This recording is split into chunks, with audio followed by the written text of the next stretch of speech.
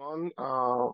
Merci d'être là ce soir pour notre conférence sur partant d'une idée à une entreprise, étapes, enjeux et défis et perspectives. Enterprise, qui est organisé dans le cadre de la quatrième édition de la Foire entrepreneuriale de la diaspora.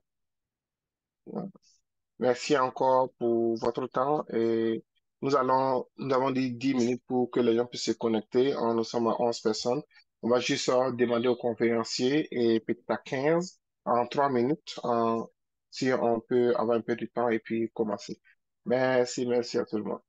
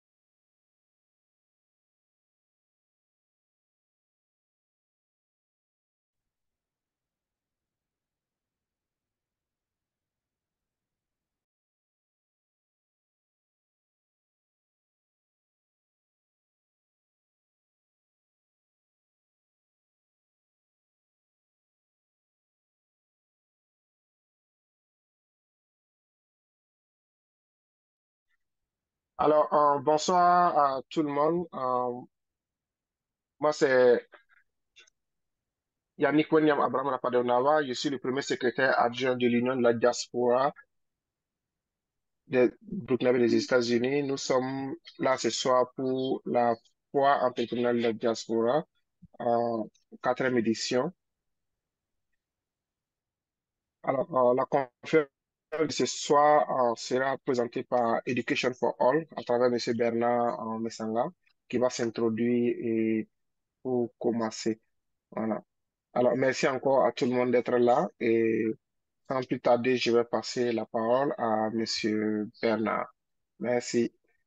Ok, merci Yannick et bonsoir à toute la communauté africaine. Bonsoir à l'ensemble des membres présents. J'espère aujourd'hui nous produire une conférence avec du contenu. Ceux qui vont nous trouver vont juste prendre le chemin. Alors, aujourd'hui, nous sommes dans le cadre de la foire entrepreneuriale et avec, je crois que c'est la deuxième conférence virtuelle.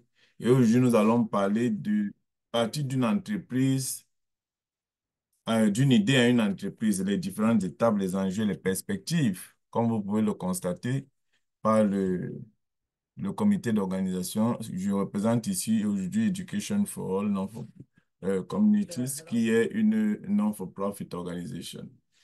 Localisée aujourd'hui dans le quartier de Brooklyn, New York City. Nos contacts sont là. Et nous sommes là aujourd'hui dans le cadre de la foi entrepreneuriale quatrième édition.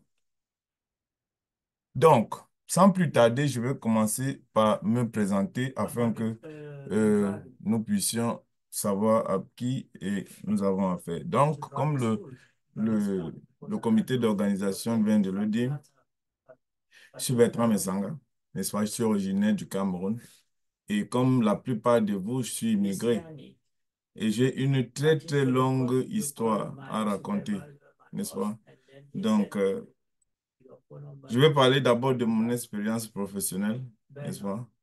Je vais parler de mon expérience professionnelle afin que les uns et les autres sachent d'où je viens et à quel niveau je me retrouve pour pouvoir parler de ce thème et ce contenu aujourd'hui.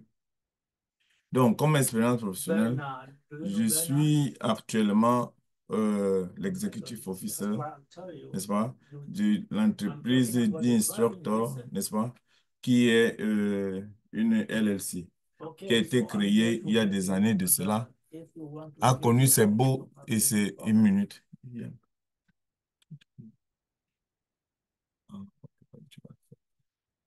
C'est bon.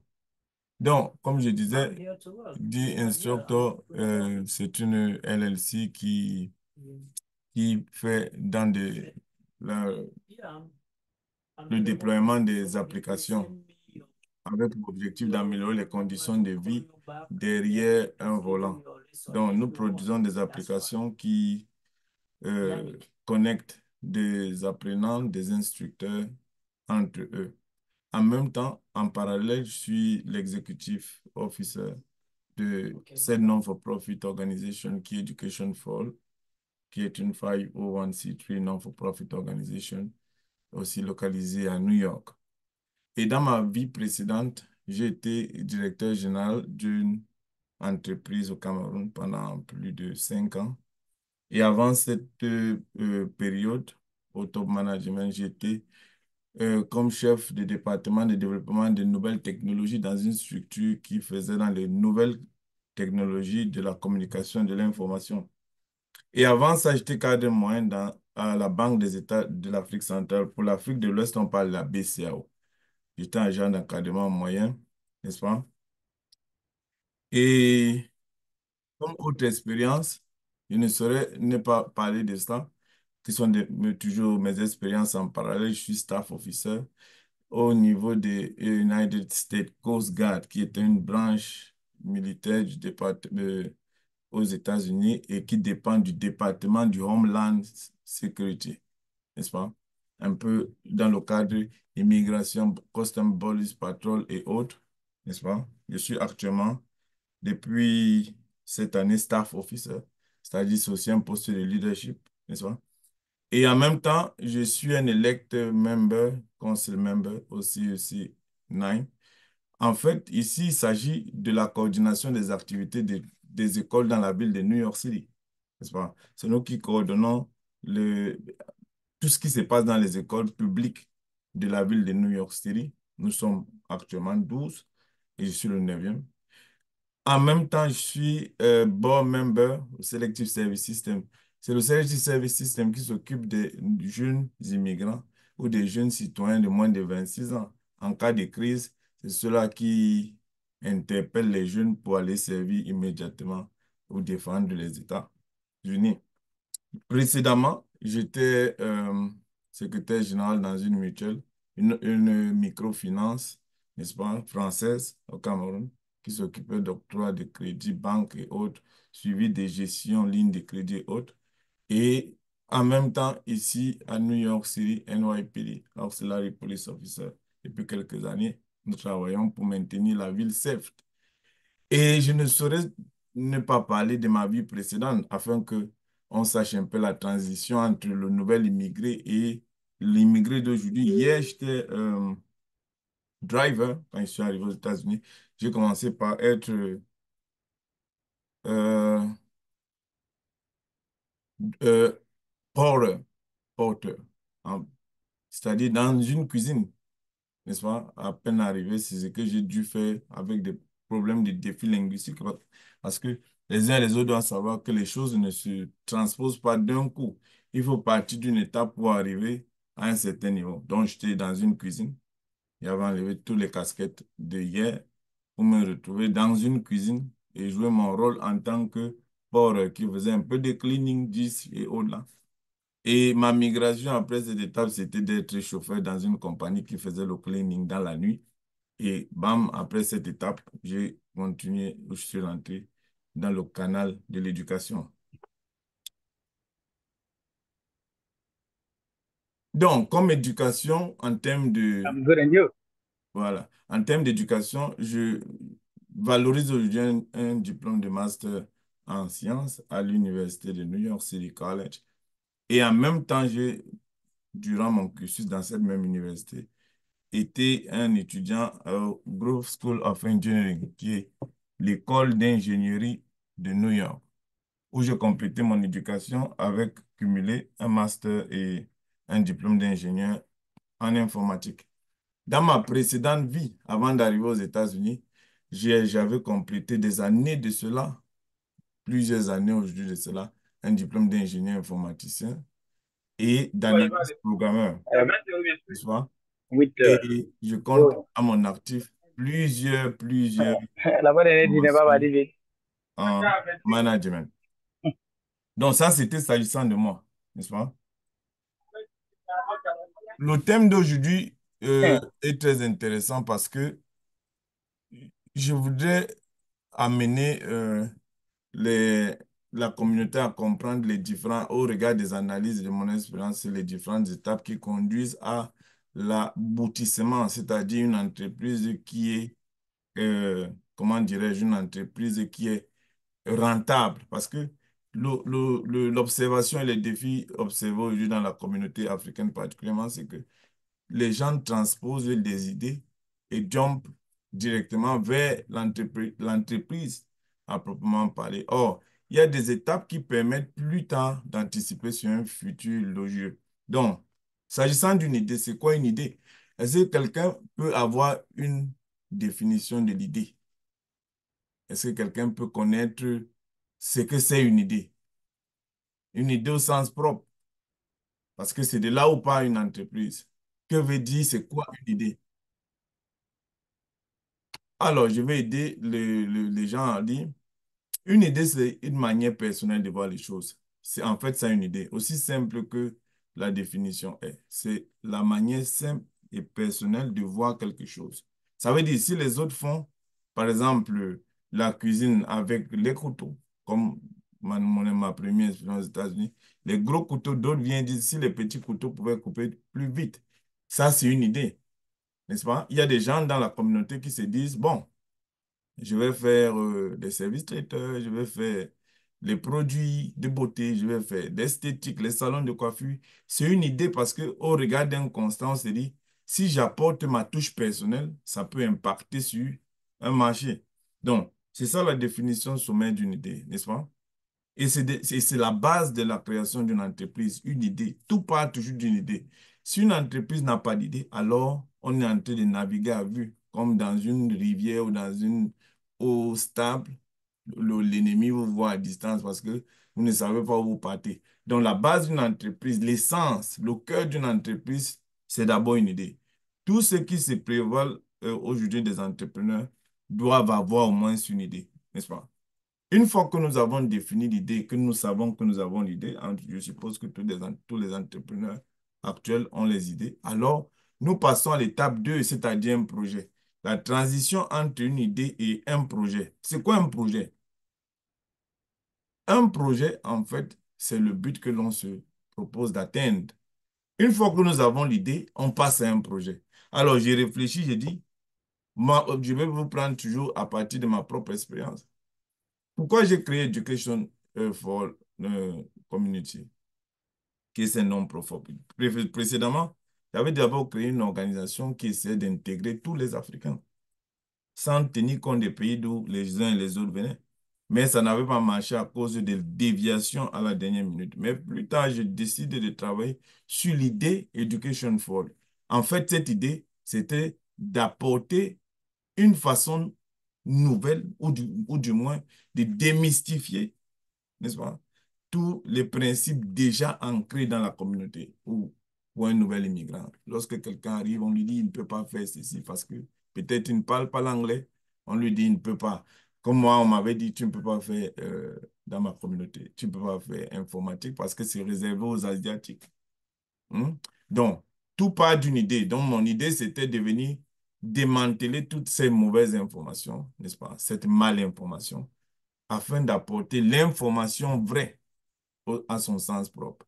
Donc, après que cette idée soit sur la table et évaluant les contours, ce que nous verrons plus loin, il faut passer à l'étape du projet. Et c'est souvent la clé de joute de presque tous les entrepreneurs enfin, dans l'ensemble. C'est-à-dire identifier une idée, passer à un projet. C'est quoi un projet? C'est le but. Une fois que j'ai l'idée de créer cette organisation qui va lutter contre la mauvaise information, quel est maintenant le projet? N'est-ce pas? C'est l'orientation que je vais donner à court, à long terme. Parce qu'un projet, on ne l'implémente pas sur le court terme. Et là, on bute souvent, on regarde le bout du nez, on ne regarde pas plus loin que le nez. Lorsqu'on parle déjà de projet, il y a cet adverbe qui ressort, dit hein, la projection. On projette. Un projet vient de projection, c'est-à-dire voir l'idée sur le long terme. Dans la moyenne, c'est toujours 5 ans minimum pour commencer à voir un projet, connaître son aboutissement. Donc, il faut travailler, il faut rédiger, il faut analyser, se rassurer que nous avons véritablement identifié notre marché. Est-ce que mon idée est nouvelle? Est-ce que mon idée est innovatrice? Est-ce que mon idée va impacter? Est-ce que mon idée va euh, euh, amener tout le monde vers une même façon de voir? C'est pour ça qu'on parle de projet qui vient répondre à la problématique de l'idée. Après le projet, on a l'étape 3 qui est désormais l'entreprise. Ça, c'est un peu 3 mots, mais qui peuvent vous prendre aux uns aux autres 2 ans pour quitter d'une idée à une entreprise et commencer l'activité. Parce qu'une fois qu'on a l'entreprise, il y a une définition qui intervient, c'est-à-dire action d'entreprendre quelque chose ou de commencer une action, n'est-ce pas? C'est ça la définition d'une entreprise. Alors, nous avons une idée, nous avons euh, évalué l'idée et maintenant, nous devons actionner l'idée pour qu'elle devienne une proposition pour un client final. Le client final, c'est celui-là qui donne son argent pour acheter le service après analyse, n'est-ce pas? Donc, voilà les 3 grands éléments sur lesquels nous allons travailler ce soir. Une idée, un projet, une entreprise. Si nous sommes tous sur la même longueur d'onde avec les définitions aussi basiques que j'ai données, alors on peut passer aux étapes qui suivent. On commence par quoi? Une idée, un. Deux, un projet. Trois, une entreprise. Il faut bien noter ceci. Idée, un. Commençons par réfléchir. Qu'est-ce que nous avons vu comme problème? Euh, L'UDB a constaté qu'il y a trop d'organisations africaines qui passent peut-être le temps à parler d'immigration toute la journée. Et puis l'UDB constate que les entrepreneurs africains, ou bien il n'y a pas d'entrepreneurs africains. Donc, qu'est-ce que l'UDB doit faire? Amener les entrepreneurs, les Africains à s'orienter vers l'entrepreneuriat. Ça, c'est l'idée de l'UDB. Et aujourd'hui, le projet, c'était la foi entrepreneuriale. Et l'entreprise, c'est le déroulé final. Nous avons commencé le 10 et nous terminerons le 15 avec l'exposition. Les 3 étapes sont respectées. Transformer son idée en entreprise. Alors, c'est très important. J'ai pris l'attention. J'invite les uns et les autres de suivre cette partie avec beaucoup d'attention, éventuellement de prendre des notes parce que c'est de là où tout le scénario va se dérouler. Partie, transformer son idée en entreprise. OK. Premier élément, il faut se rassurer que cette idée correspond à un besoin. Il y a un problème. Si nous sommes tous en train de faire, je vois, bon, on va partir des exemples de la communauté. Par exemple, aujourd'hui, si je veux créer un restaurant, n'est-ce pas? Je vais créer un restaurant où je vais faire de la nourriture à la maison. C'est une idée. Mais est-ce que cette idée innove? Si par exemple tout le monde prépare, je ne sais pas, le foutou, la tchéké, moi je dis que je vais venir préparer la tchéké, est-ce que j'ai innové? Ça c'est la question. Parce que tout le monde prépare la tchéké. Mais moi aussi je viens, je vais créer mon entreprise en partant de l'idée de commercialiser la tchéké. Est-ce que j'apporte une innovation à ce niveau? Il faut se poser cette première question. Alors, voilà les expressions ou les phrases à prendre en compte lorsque nous voulons vérifier la velléité ou la complexité d'une idée. Un, il faut avoir une idée de projet, c'est-à-dire c'est le grand pas, n'est-ce pas? Une idée de projet. C'est-à-dire, avant de se lancer dans l'aventure entrepreneuriale, il faut être en mesure de répondre à une question. Vais-je avoir les clients? Chers amis, une entreprise qui ne cherche pas les clients n'est pas une entreprise. C'est peut-être une non-for-profit organization. Si une entreprise ne cherche pas les clients, c'est qu'elle n'est pas une entreprise. On ne peut pas la définir. Parce que dans la définition de l'entreprise, on a dit satisfaire les clients. Si vous faites de l'entrepreneuriat et vous vous dites que les clients, ça ne vous dit presque rien, ça veut dire que vous faites autre chose. Peut-être vous faites de l'église, la mosquée, parce que même les mosquées ils cherchent d'une manière ou d'une autre des clients. Donc, la première des choses, se poser la question, vais-je avoir les clients? Et on va y arriver. Deuxième question, éliminer les zones floues. C'est quoi les zones floues? Ce sont tous ces aspects de l'idée, les questions que nous nous posons en interne et les questions que nous posons à notre environnement. Un futur entrepreneur doit être en mesure de faire un point sur ses capacités personnelles. Est-ce que je sais communiquer? Est-ce que je suis quelqu'un? Bouba, par exemple, c'est quelqu'un que je dis, il est dans le monde entrepreneurial, il est dans le showbiz, il monte, il communique, il appelle les artistes, il monte. Est-ce que je suis capable de communiquer, n'est-ce pas? Et il faut être courageux, il faut savoir faire son autocritique. Autocritiquer son idée, se poser les vraies questions. Est-ce que mon idée là répond à un problème? Quels sont les atouts que j'ai? Quels sont les atouts que mon idée a? Si nous tous nous faisons la nourriture, nous faisons la tchéké. Moi aussi, je viens, je vais faire le poisson, le poisson habillé là, je ne sais pas comment on l'appelle, ou la loco. Pourtant, dans la communauté, on peut voir plusieurs personnes qui font la loco. Qu'est-ce que j'apporte comme innovation? Ce n'est pas le problème de savoir cuisiner, mais c'est l'innovation que j'amène, n'est-ce pas, dans la propagande de mon idée. Quelles sont les compétences complémentaires, n'est-ce pas, aux miens que je devrais avoir, n'est-ce pas, que je devrais chercher? Quels sont les points de résistance du projet à la date? Qu'est-ce qui rend mon projet pertinent? Je vais chanter, mais qu'est-ce qui fait ma particularité? Arafat sautait, on voyait, il est venu avec ses dînes et toutes ces choses-là, il a apporté quelque chose de nouveau dans la musique. Troisième point, bien étudier la valeur de son projet. Bien étudier la valeur de son projet. Ça, c'est quelque chose d'important. Vous voyez, nous sommes toujours dans la phase préliminaire, la première étape au niveau de l'exploitation de l'idée. Bien étudier la valeur du projet. S'interroger sur la valeur du projet. L'entrepreneur doit se questionner continuellement. Est-ce que mon projet est intéressant, est bon? Est-ce qu'il répond à un problème? L'entrepreneur doit se questionner sur ce qui existe sur le marché. Si je fais dans la nourriture et que je constate qu'il y a plusieurs restaurants africains qui font dans la même nourriture, qu'est-ce que j'apporte de nouveau? Qu'est-ce que j'apporte de, de, de pertinent? Yann, est-ce qu'il y a un moment que quand tu parles, voilà, il y a les gens, n'est-ce pas? Qu'est-ce que, n'est-ce pas? Qu'est-ce que j'apporte comme tendance sur le marché? N'est-ce pas? Cela permettra de mesurer la viabilité de mon idée. Donc, ce sont des questions que nous devons nous poser avant de sortir le produit final qui est la communication. Donc, quatrième point, s'appuyer sur ces réseaux. Ah oui, aujourd'hui, c'est grâce à l'UDB et Safo Entrepreneur que certains entrepreneurs vont exposer samedi, n'est-ce pas? C'est grâce à l'UDB que certains entrepreneurs vont se connaître. Il y a une main levée. Alors, Bernard, Oui, Oui, oui. En fait, c'est pour demander, il y a le message dans le chat là. Il paraît oui, qu'il y a un background derrière toi. Quelqu'un parle derrière toi et ça résonne bien, quoi. oui, oui, je veux lui. Voilà. Yann, est-ce qu'il y a moyen que tu peux me t'à à côté là, non? Tu peux te connecter. Yann, tu peux te connecter à ta machine à côté. Non? Tu peux même te connecter à ta machine à côté là, dans la salle d'à côté.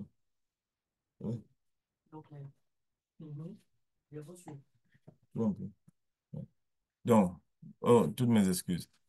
Euh, Comme je disais tantôt, s'appuyer sur ses réseaux.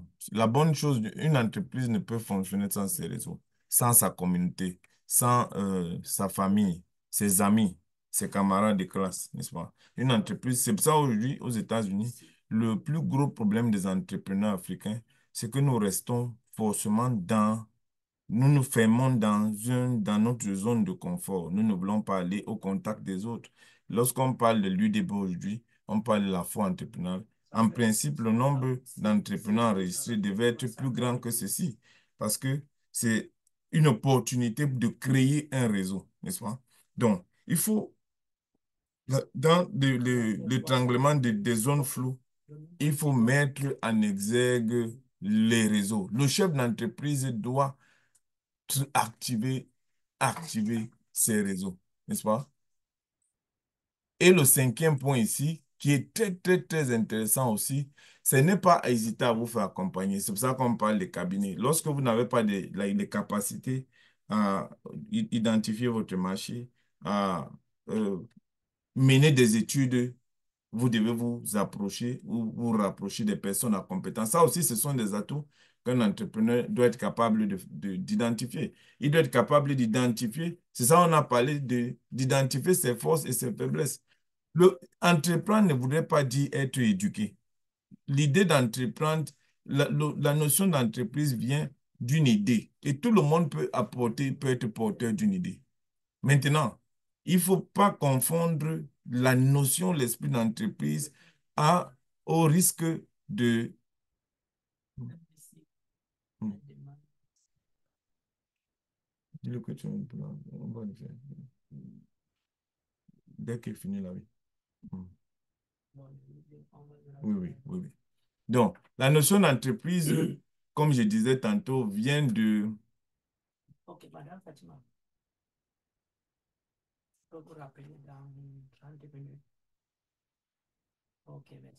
OK. Donc, comme je disais, la notion d'entreprise vient de ce transfert entre une idée et, et l'étranglement d'un projet. Donc, on n'a pas besoin d'être éduqué pour être entrepreneur, mais on a besoin de s'entourer à un certain niveau pour pouvoir faire décoller notre entreprise, n'est-ce pas? Et le sixième point, et c'est là où je voudrais interpeller certains acteurs ou certains porteurs de projets ou initiateurs ou entrepreneurs aujourd'hui. Si le constat est général, et par expérience aujourd'hui, en interagissant avec les membres de la communauté, le constat est très clair. Nombreux ont même réussi à créer des entreprises, n'est-ce pas? Mais à la fin, il y a des éléments qui n'ont pas cerné, et nous allons en parler. Le choix de la forme juridique déterminera la durée de l'entreprise. Une entreprise ou un entrepreneur qui a choisi la mauvaise forme juridique ou une forme juridique qui ne s'adapte pas à son écosystème, n'est-ce pas? Et voué à l'échec, ou à la perte, ou à la ruine, ou au problème, n'est-ce pas? Le choix du statut juridique est primordial, tant au niveau du déploiement de votre idée d'entreprise, mais également aussi au niveau de votre responsabilité fiscale, n'est-ce pas? Et de votre engagement étatique. Et nous allons y en parler dans le point qui va suivre. Là, on parlait de la transformation d'une idée à une entreprise. J'ose espérer que les 6 points élucidés, à la fin, les gens poseront plus de questions pour savoir et éventuellement nous en reviendrons, n'est-ce pas? OK. J'ai fait ce petit scénario pour résumer le discours. Au centre, nous avons une entreprise ou business, n'est-ce pas? Alors, on définit 4 grandes catégories d'entreprises, n'est-ce pas? En français, le sole proprietorship, c'est-à-dire les propriétaires uniques. On a les corporates, n'est-ce pas? Ce sont des associés. On a les Limited Liability Company, ce sont les LLC, n'est-ce pas? En France, dans nos jargons français, on parle de sociétés à responsabilité limitée, n'est-ce pas? Et les partnerships, c'est-à-dire les limited, ce sont des entreprises dont je vais vous expliquer dans les lignes qui suivent la différence, parce que c'est important. Je constate souvent, il y a des personnes qui peuvent. C'est inimaginable de voir peut-être une dame qui fait une entreprise de tresse aller s'enregistrer en tant que corporate. Ou bien quelqu'un qui fait une boutique aller s'enregistrer en tant que corporate. Ou bien quelqu'un qui n'a pas un capital fort ou qui n'a pas une compétence réelle. Il va s'enregistrer comme une corporate. Et à la fin de la déclaration fiscale, parce que tous ces régimes fiscaux ont ce qu'on appelle en anglais des schedules, des programmes annuels. Et je regarde souvent certains entrepreneurs dont je sais que leurs entreprises sont déjà grillées pendant qu'ils s'embrouillent dehors à vouloir fonctionner. On sait que sur le plan légal et fiscal, c'est des entreprises qu'on a déjà rougies. Et le jour où ces entreprises-là voudraient gagner de la visibilité, l'État lui sort le ticket pour dire, non, toi, tu nous dois 25 000 dollars. Donc, nous allons revenir sur ces éléments et j'espère que les gens vont bien prêter attention sur le choix de la structure juridique. Alors, je reviens avec ces éléments encore plus en profondeur. C'est quoi un sole proprietorship? C'est une entreprise individuelle. Ça veut dire que Moussa est à la 135, il vend les chaussettes sur une table et il veut créer une entreprise. Qu'est-ce qu'il devrait créer? Est-ce une corporate, une LLC ou bien une sole proprietorship? Moussa quitte parce qu'il a entendu que son ami lui dit non, allez, il va y créer une corporate. Moussa il voit l'échec parce que ce qu'il fait, il n'a pas de capital et il a eu ses 20, 25 000, il est parti acheter les chaussettes. Le jour où il a la recette, c'est le même compte qui est son compte personnel, qui est aussi le compte de l'entreprise. Et la particularité de cette petite catégorie, c'est qu'elle est facile à ouvrir, à créer, même au sein d'une banque, vous pouvez ouvrir une seule proprietorship. Et vos bénéfices et ceux de l'entreprise sont confondus. Ça veut dire que dans votre porte-monnaie, il y a votre argent et il y a l'argent de l'entreprise. Si le policier vient, il dit vous vendez les sacs Louis Vuitton qu'on te fait, il ramasse tout. À ce moment, Moussa a tout perdu. Ça veut dire que ces biens sont connectés à ceux de l'entreprise. Ça, le proprietorship, c'est un début. C'est éventuellement les salons, souvent ce genre de régime, parce que dans les salons de coiffure, celle qui porte le projet est la propriétaire et le reste vient travailler avec des pourcentages. Le niveau qui suit la salle proprietorship, lorsque Gouem et Yannick et Bouba se réunissent, ils disent vraiment, nous devons créer une compagnie. Nous n'avons pas assez de budget. Quel est le meilleur régime pour des membres? On les appelle à ce moment des membres. Et je veux faire la démystification entre membres et partenaires parce que on emploie souvent ces expressions par abus de langage. Membre et partenaire. Un membre d'un groupe, comme par exemple l'UDB a ses membres, à la différence que l'UDB est une non-for-profit. Mais lorsqu'on parle d'une compagnie qui doit faire du profit, la différence entre une non-for-profit et une entreprise, c'est que la non-profit fait des profits, on ne fait pas de profits, pendant que l'entreprise fait du profit. C'est la différence qui existe. Sinon, les deux ont la même structuration. Donc, euh, euh, Yannick Bouba se réunissent tous les deux. Ils décident de créer une entreprise pour desservir les problèmes d'entrepreneuriat au sein de la communauté. Donc, ils vont offrir des services de communication. À ce moment, ces deux personnes qui s'asseyent autour d'un conseil d'administration, c'est-à-dire autour d'une réflexion, ils écrivent, ils disent, de le 10, nous 12, Bouba, Yannick, nous avons décidé de créer l'entreprise Bouba BBC, localisée à New York, qui va faire dans les produits X ou Y. Ils finissent d'écrire ce qu'on appelle un statement.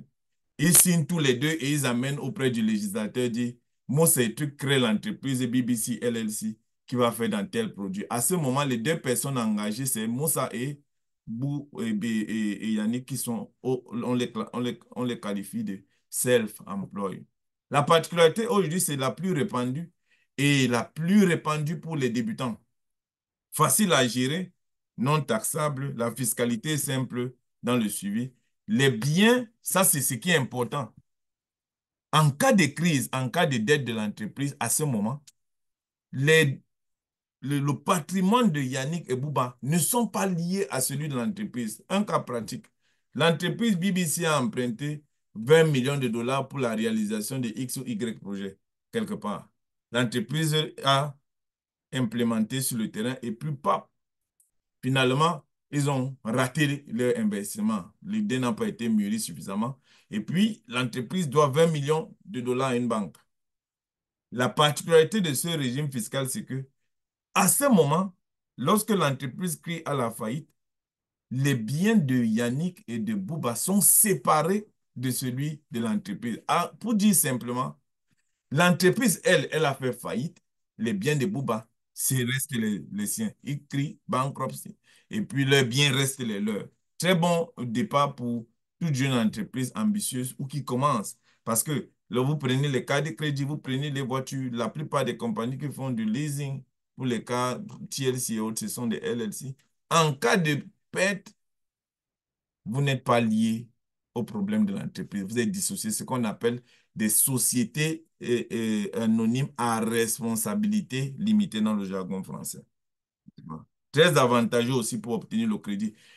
J'aime souvent dire à ceux mêmes qui font le taxi, je voudrais vous rappeler au niveau de ce point, de cette rubrique, cette partie est bien parce que vous pouvez être ce qu'on appelle un single partenaire, c'est-à-dire que Bouba seul décide de créer sa LLC, c'est possible. On va dire à ce moment, LLC Bouba, single partenaire, c'est-à-dire Bouba est le seul partenaire de son entreprise, n'est-ce pas? Ou bien si Bouba s'associe avec Yannick, ça veut dire multiple partenaires. Sur le plan fiscal, c'est défini.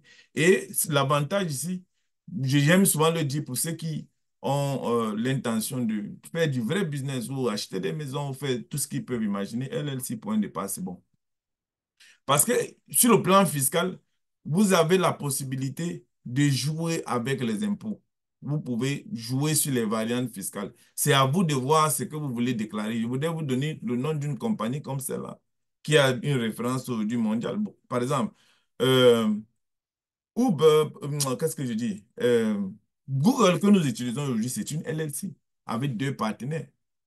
C'est une LLC, n'est-ce pas?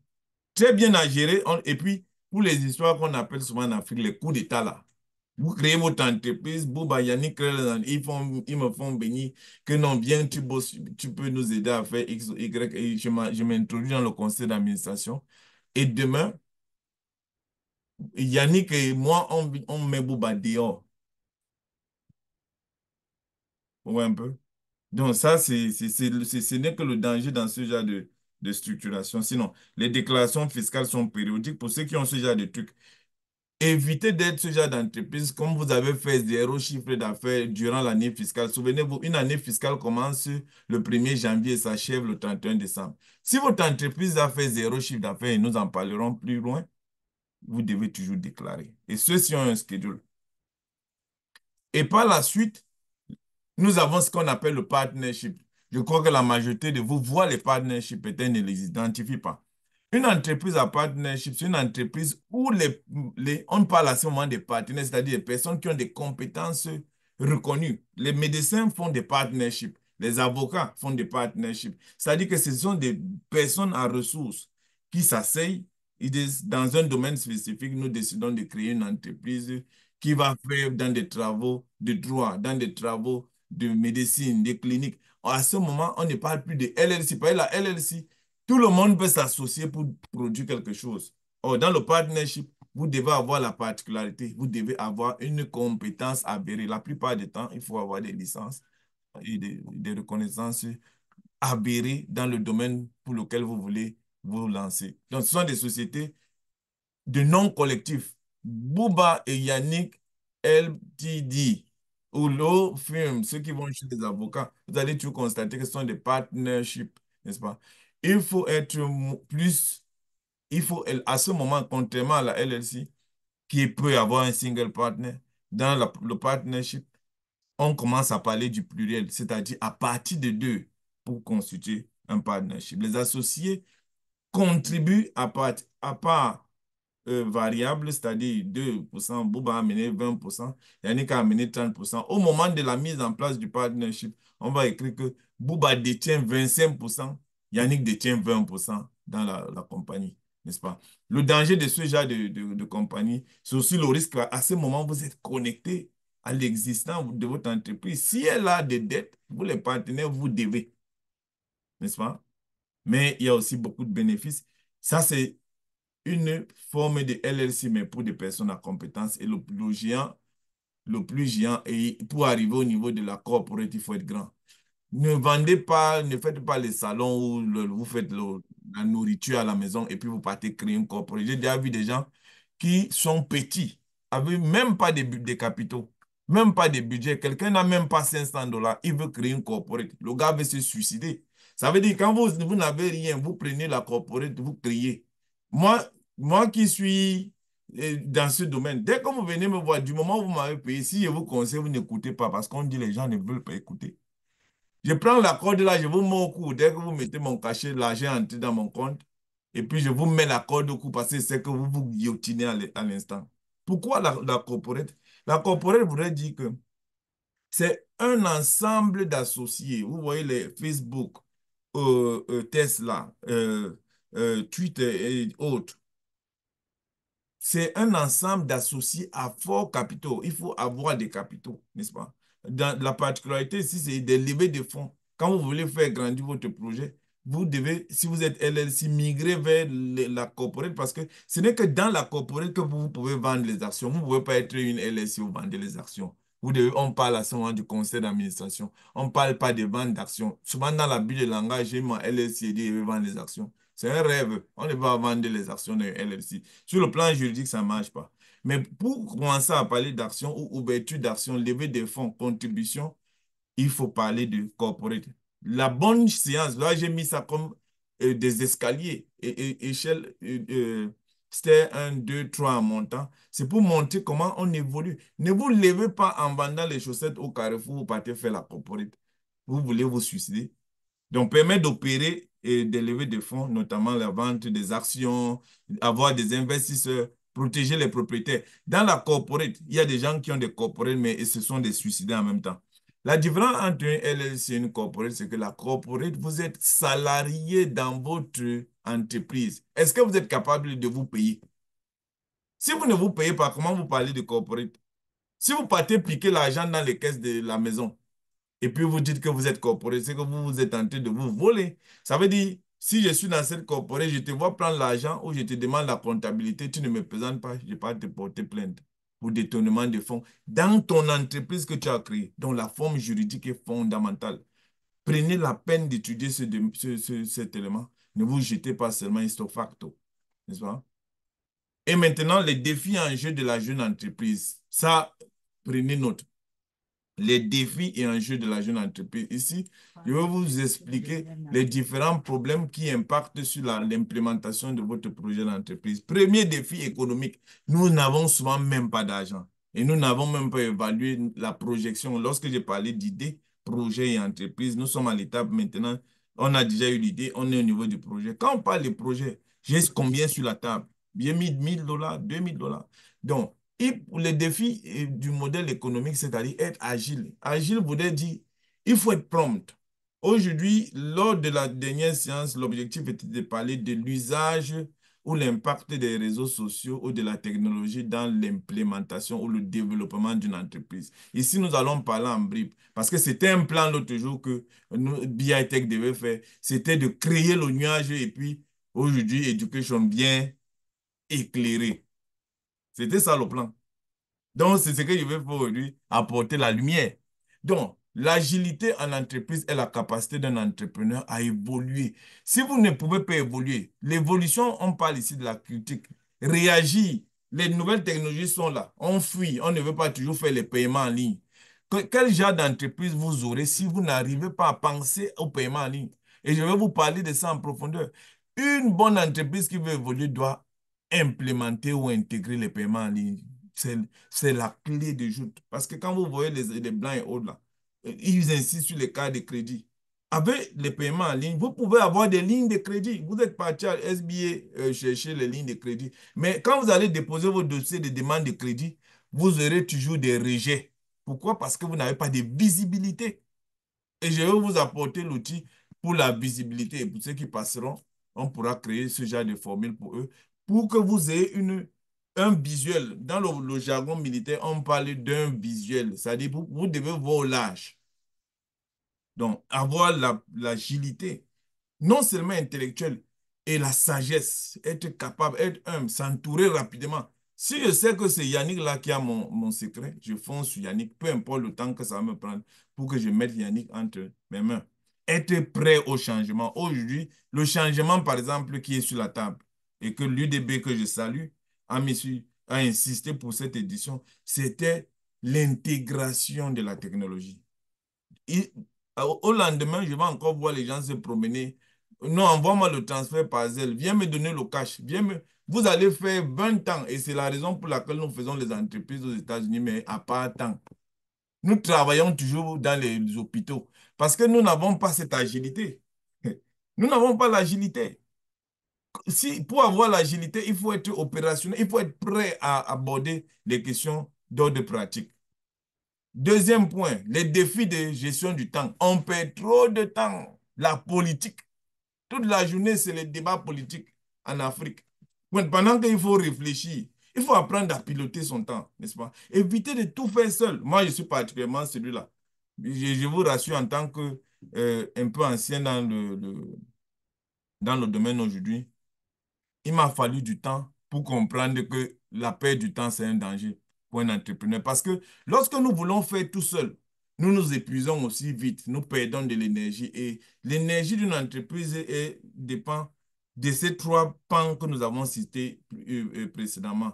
L'idée, le projet, l'entreprise. Et tout ça, c'est porté par le porteur du projet. Donc, évitez de perdre le temps. À un certain moment, prenez sur vous de déléguer.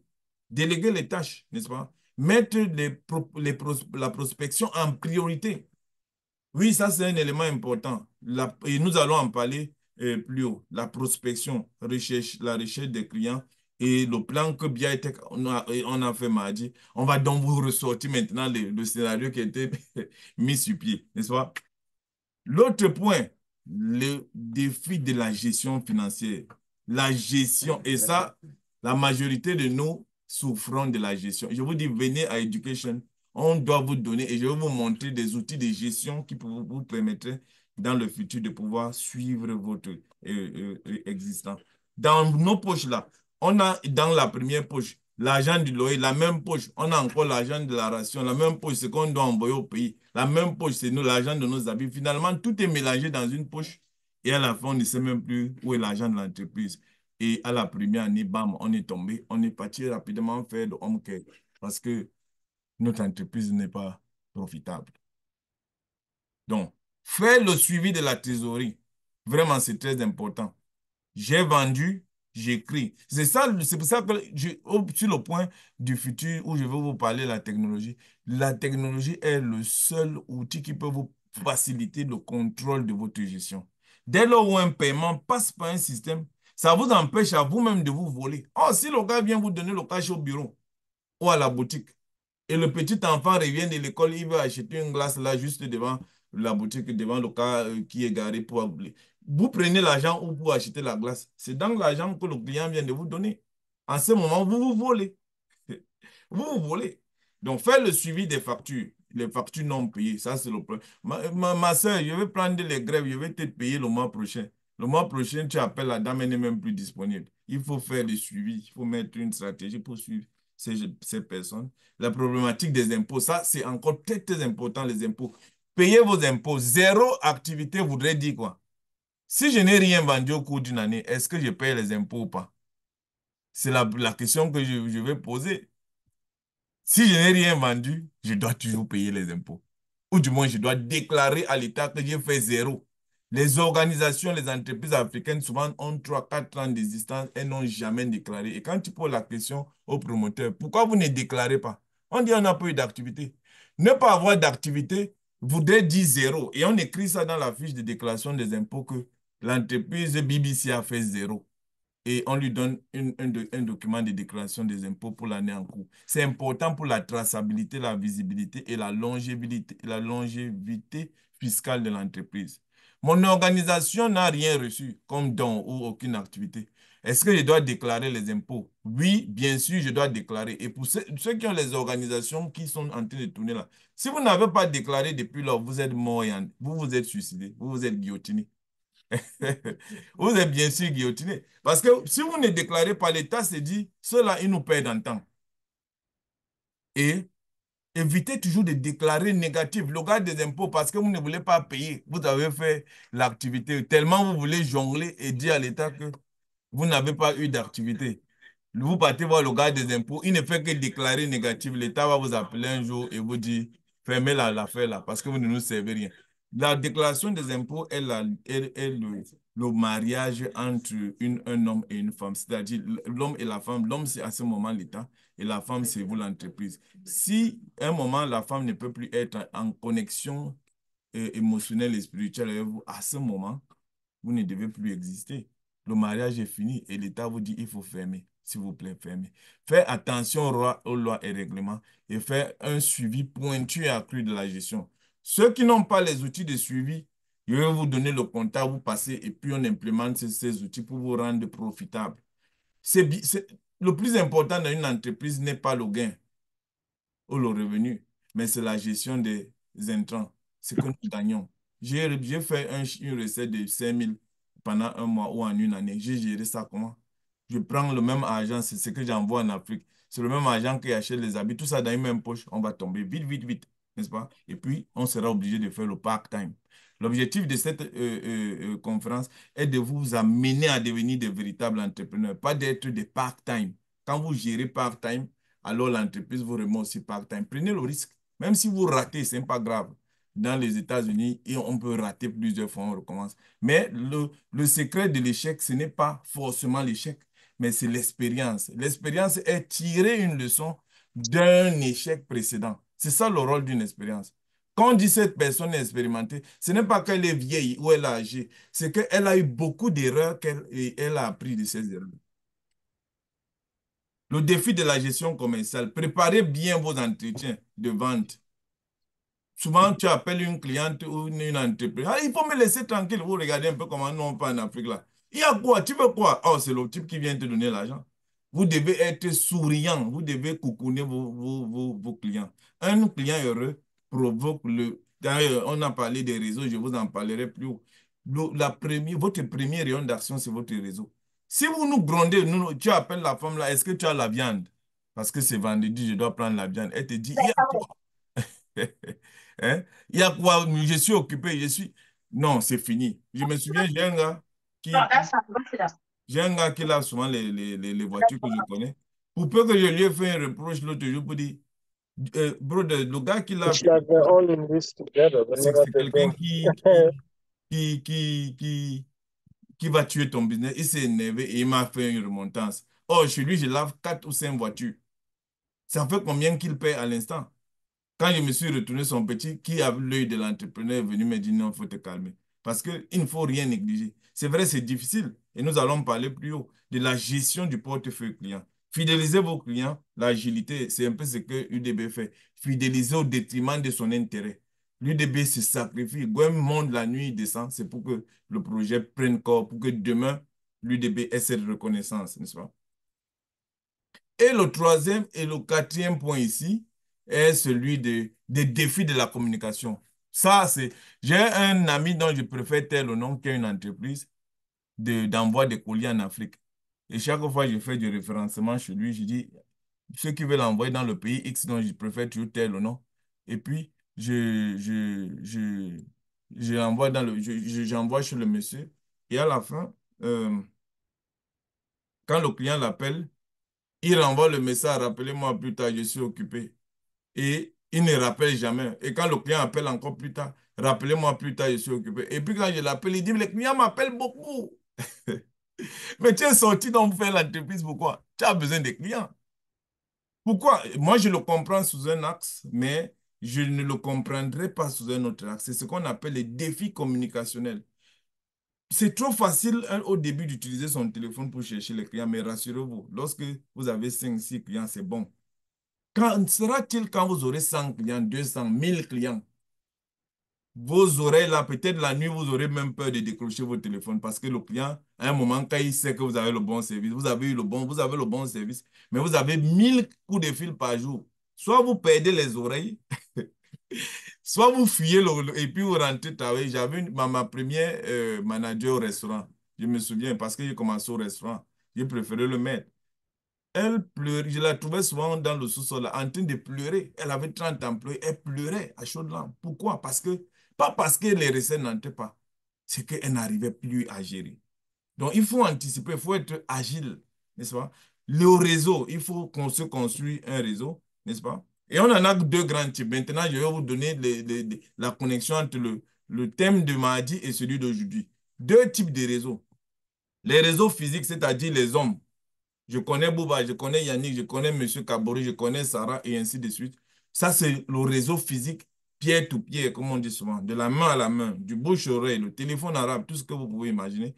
Et on a les réseaux sociaux qui sont aujourd'hui l'avènement, n'est-ce pas? Qui sont aujourd'hui l'étranglement dans les systèmes de communication. Les réseaux sociaux ont apporté une innovation. Ça, le thème de mardi voulait mettre en exergue l'impact des réseaux sociaux. Parce que grâce à cela, hier, si j'habite au Bronx à la 178, mon réseau sera dans la 178, mais l'impact des réseaux sociaux aujourd'hui, c'est que je ne me limite plus à être seulement à la 178 parce que je suis en ligne où on peut se voir dans le monde entier. À ce moment, j'aurai un réseau plus élargi. J'aurai un réseau de personnes en Chine, en Afrique, aux États-Unis. Alors, ça s'élargit plus.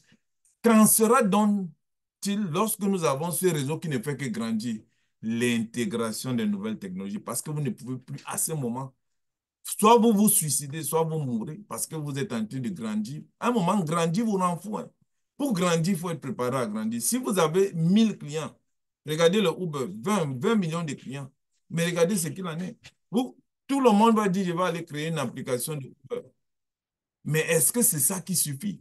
Comment ferez-vous pour gérer 20 millions de clients avec les clients qui comprennent, les clients qui réclament leur refund, les clients qui insultent, les clients qui agressent et rechercher de nouveaux clients? L'intégration des réseaux sociaux. Et je vous en parlerai encore en plus. Donc, pour continuer, je vous ai sorti un petit secret. Il y a un monsieur qui parle souvent d'un verset biblique. Alors, je vous ai cherché une donnée qui vient d'un référencement de Ford. On dit les réseaux préférés par les jeunes en 2023. Regardez un peu. L'autre jour, on parlait des réseaux sociaux. Regardez un peu cette tendance de marché. Ça veut dire aujourd'hui, si vous n'êtes pas dans TikTok, vous êtes perdu. Vous faites quel genre d'activité? Si vous n'êtes pas dans Snapchat, vous faites quel genre d'activité? On constate que les jeunes sont sur TikTok. Donc, tout le monde qui veut évoluer dans l'entrepreneuriat doit avoir un compte ou sur TikTok. Malheureusement, même si on danse là-bas nu, ce n'est pas un problème. Du moment où vous recherchez vos clients, partez sur TikTok, partez sur Snapchat. Habituez-vous maintenant à des influenceurs. À chaque fois que vous avez une sortie, filmez parce que ça vous crée un réseau. On parle du réseau. Pour qu'une entreprise du 21e siècle s'y grandisse, il lui faut créer quoi? Un réseau. Même plus physique, parce que Bouba et moi, on peut faire des annonces, on ne se voit pas, mais on va se voir habituellement. Les réseaux sociaux, c'est le monde réuni en soi-même. Et celui qui veut véritablement grandir aujourd'hui doit faire avec ça. Facebook, vous-même, vous connaissez presque tout le monde. Voilà New York, qui sait, on ne sait même pas qui c'est en réalité. Mais voilà les sponsors de la foire. Rien que le logo New York ici dans le flash de l'UDB, ça crée quel genre de réseau? Un réseau social, n'est-ce pas? Booba est un influenceur. Il amène les Kofi Gombo, les choses comme ça. Comment on appelle le monsieur là? Les Willy Dombo et autres là. Booba aujourd'hui est un réseau virtuel. Seule la présence de Booba sur une photo aujourd'hui, c'est un réseau. Ça veut dire si vous voyez Booba dans votre événement, vous l'oubliez, vous êtes certain que vous n'aurez pas de clients, n'est-ce pas? Et j'en passe, vous avez la liste.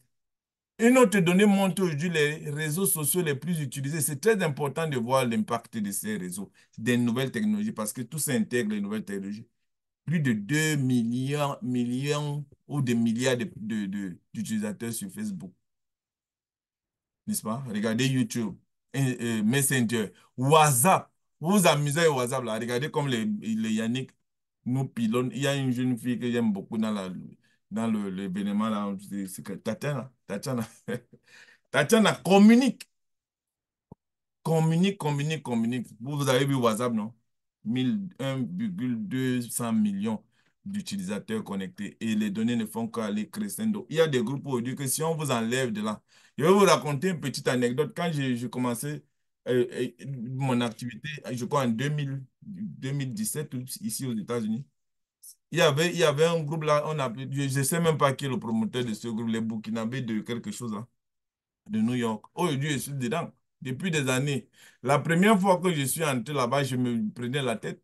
Et un jour, j'ai eu un problème avec l'administrateur. Là. Quand il m'a enlevé, j'ai vu que je suis en train de tomber. Parce qu'à cette époque, le groupe avait plus de 100 membres.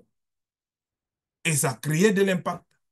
J'ai cherché le gars à appeler et dit, je m'excuse. J'ai dit que je m'excuse parce que je savais l'impact de ce groupe. Quand vous voyez aujourd'hui, vous qui faites les entreprises, je vous vois dans les groupes, on vous met, vous sortez. On me met un entrepreneur, quelqu'un qui est ambitieux dans un groupe où il y a plus de 100 personnes. Le lendemain, tu le vois, il est sorti. Celui-là n'a pas d'ambition. Quand je vois tout groupe, je suis dedans. Première étape. Je ne réfléchis même si vous parlez de la musique, j'en d'abord parce que le client, on ne sait pas où il vient. Quand vous voyez le groupe Nafa Jama qui a plus de 1000 personnes, vous n'êtes pas encore à l'intérieur, foncez dans ce groupe. Parce que sur les 1000 personnes, si vous avez 100, vous commencez à faire votre chiffre. Ça veut dire à ce moment, vous ne serez plus obligé de travailler part-time. On travaille part-time dans les entreprises des Blancs aujourd'hui parce que nos business n'ont pas de gouvernail. On a un client aujourd'hui, le mois, dans 2 mois, on a encore un autre client. Quand c'est comme ça, on va payer le loyer comment? Mais si on se concentre, on intègre la technologie dans notre implémentation de notre entreprise, je vous rassure que tout le monde qui a une entreprise là ne va plus aller travailler. Au contraire, tous nos frères qui sont assis sur les bordures de route actuellement là, c'est nous qui allons les embaucher. C'est d'où l'impact de cette foi entrepreneuriale. Voilà les données que j'ai mises sur la table. Je vous ramène encore une autre donnée. Le top 5 des réseaux sociaux en 2020. Regardez toujours Facebook. Qui n'a pas de compte dans Facebook? Celui qui n'a pas de compte lève la main. Je suis sûr que tout le monde doit avoir. Maintenant, comment vous utilisez ces comptes? C'est là où je demandais à Biatek l'autre jour de vous parler de l'impact d'une page. Si vous n'avez pas de page, venez au bureau, on essaie de vous faire des pages. C'est tout ce qu'il y a à faire pour vous. Venez faire des pages, faites-les animer. Si vous n'avez pas l'outil, comme on parlait d'agilité, Madame Awa n'aime pas trop aller communiquer et toutes ces choses-là. Les commentaires, c'est trop dur.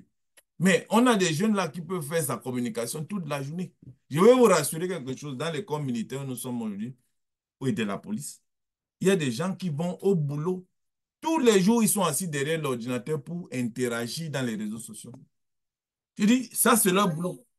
C'est la même chose que dans les entreprises aujourd'hui qui font de l'intelligence économique, n'est-ce pas? Du marketing intelligent. Ils ont une équipe qui est seulement là-bas pour remettre les communications. Nous devons nous arriver à cela parce que si nous avons 1 million de clients aujourd'hui ou d'utilisateurs ou des personnes qui achètent nos produits, nous n'allons plus aller faire home care parce que nous n'aurons plus de temps. Nous n'allons plus faire le taxi parce que nous n'aurons plus de temps. Parce que nous avons beaucoup de clients. Mais là, dans le cas d'espèce, on va attendre la foire de la fédération qui a lieu le 15 juin 2024. Et puis, comme la foire aura lieu l'année prochaine, à ce moment, on va encore attendre l'autre fois pour recréer les flyers de l'entreprise.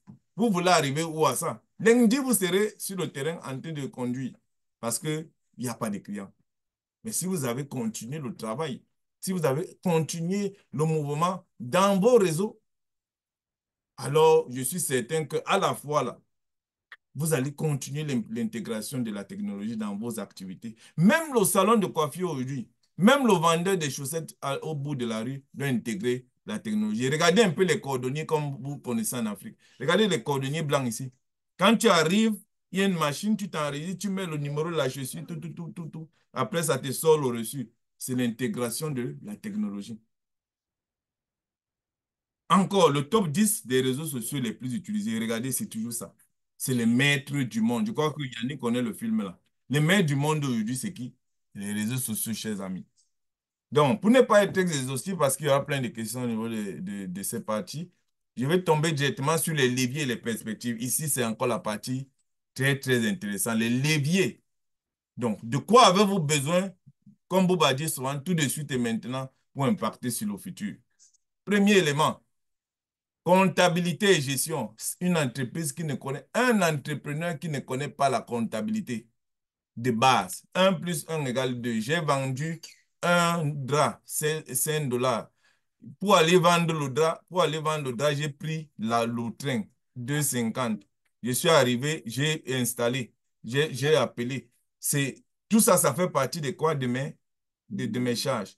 Donc, et quand j'ai vendu le drap, je dois être capable de connaître c'est quoi le revenu, c'est quoi les dépenses et c'est quoi le bénéfice net.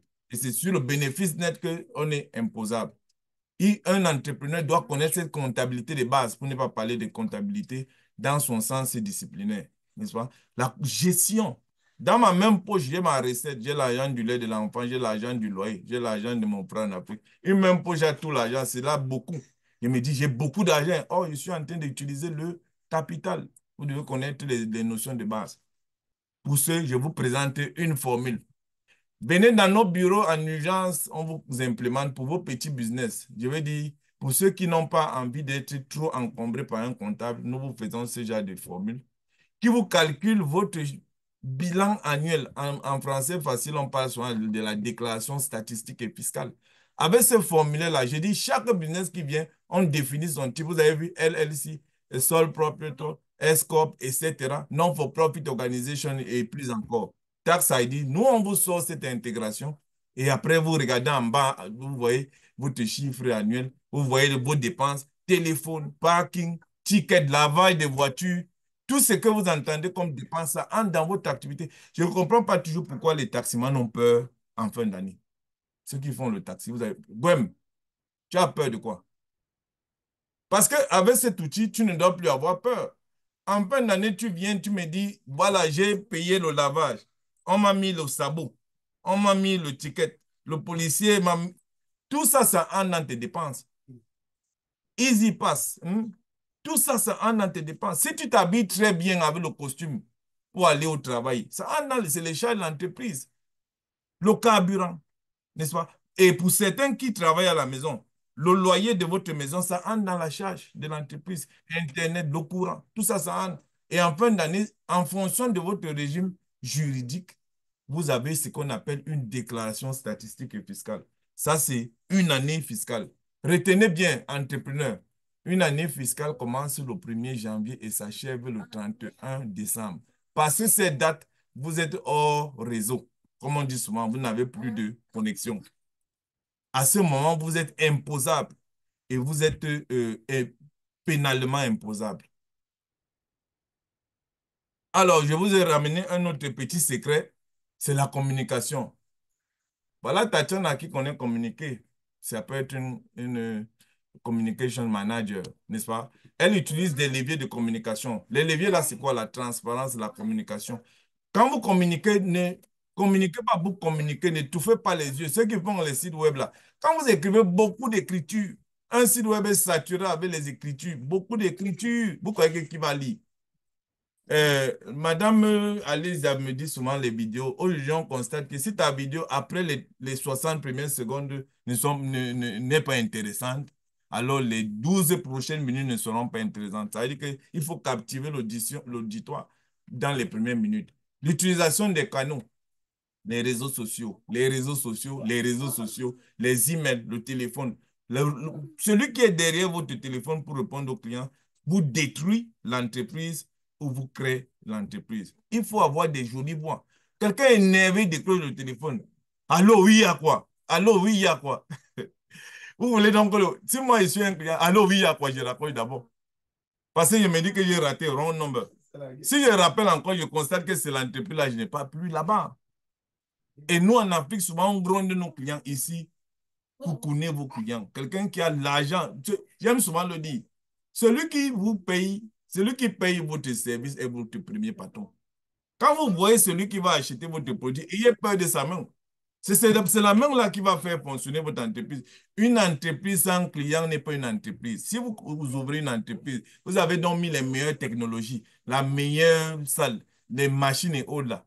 Mais si à la fin, il n'y a pas de clients, chers amis, vous avez raté quelque part. La cohérence. Hier, il y a des gens, on crée les entreprises. Et puis, souvenez-vous, une entreprise ne se construit pas. Quand on parle de projet, on parle de projection. On ne parle pas de projet à court terme. J'ai lancé l'entreprise, j'attends les résultats sur le premier mois. Non, non. Vous lancez une entreprise, attendez les résultats sur les 5 premières années, par exemple. Si elle est profitable la première année, tant mieux. Mais si elle n'est pas profitable, continuez de travailler dans la déclaration, dans les prévisions budgétaires sur le long terme. Une entreprise peut beaucoup investir les 2 premières années et commencer à faire du profit les 3 prochaines années. N'est-ce pas? Voilà, les 3 prochaines années. Donc, il y a ces éléments. La valorisation des collaborateurs, si vous ne respectez pas ceux avec qui vous travaillez, vous les grondez, vous criez sur vos employés, l'essence, la suivi d'une entreprise, c'est aussi les employés. Et l'écoute, on parlait de l'agilité, il faut être à l'écoute. La critique, les feedbacks. Si un client vous dit que vous vous comportez mal, moi j'ai des clients, je me souviens au début, je venais d'avoir à peine mon master en 2020 et un diplôme d'ingénieur. Je me souviens, j'ai ce jeune client qui m'avait appelé au téléphone, qui me dit au téléphone que vous les illettrés là, vraiment, je ne vous comprends pas. Hein? Il me dit, tu vois, tu es un illettré, je le regarde, je dis oui. C'est lui à ce moment, le boss. Voilà comment il me traite. Bon, si je mets mon ego, je dis celui-là, est-ce que tu peux même réellement parler? Et je commence à vouloir dire que non, j'ai fréquenté. Non, ah, c'est lui-là le boss. L'argent qu'il y a dans sa main, là, c'est qui m'intéresse. Les Blancs, ils sont toujours en train de nous respecter. Donc, nous devons respecter ceux qui payent nos produits. Peu importe l'argent, il n'y a pas l'argent sale. Si le gars là vient dans votre bureau, il est mouillé avec les bottes et il a 600 $ ou 700. Il est mouillé et son manteau sent. Vous faites comment de lui? Son manteau est mauvaise odeur. Vous faites comment de ce monsieur qui a 600 $ là?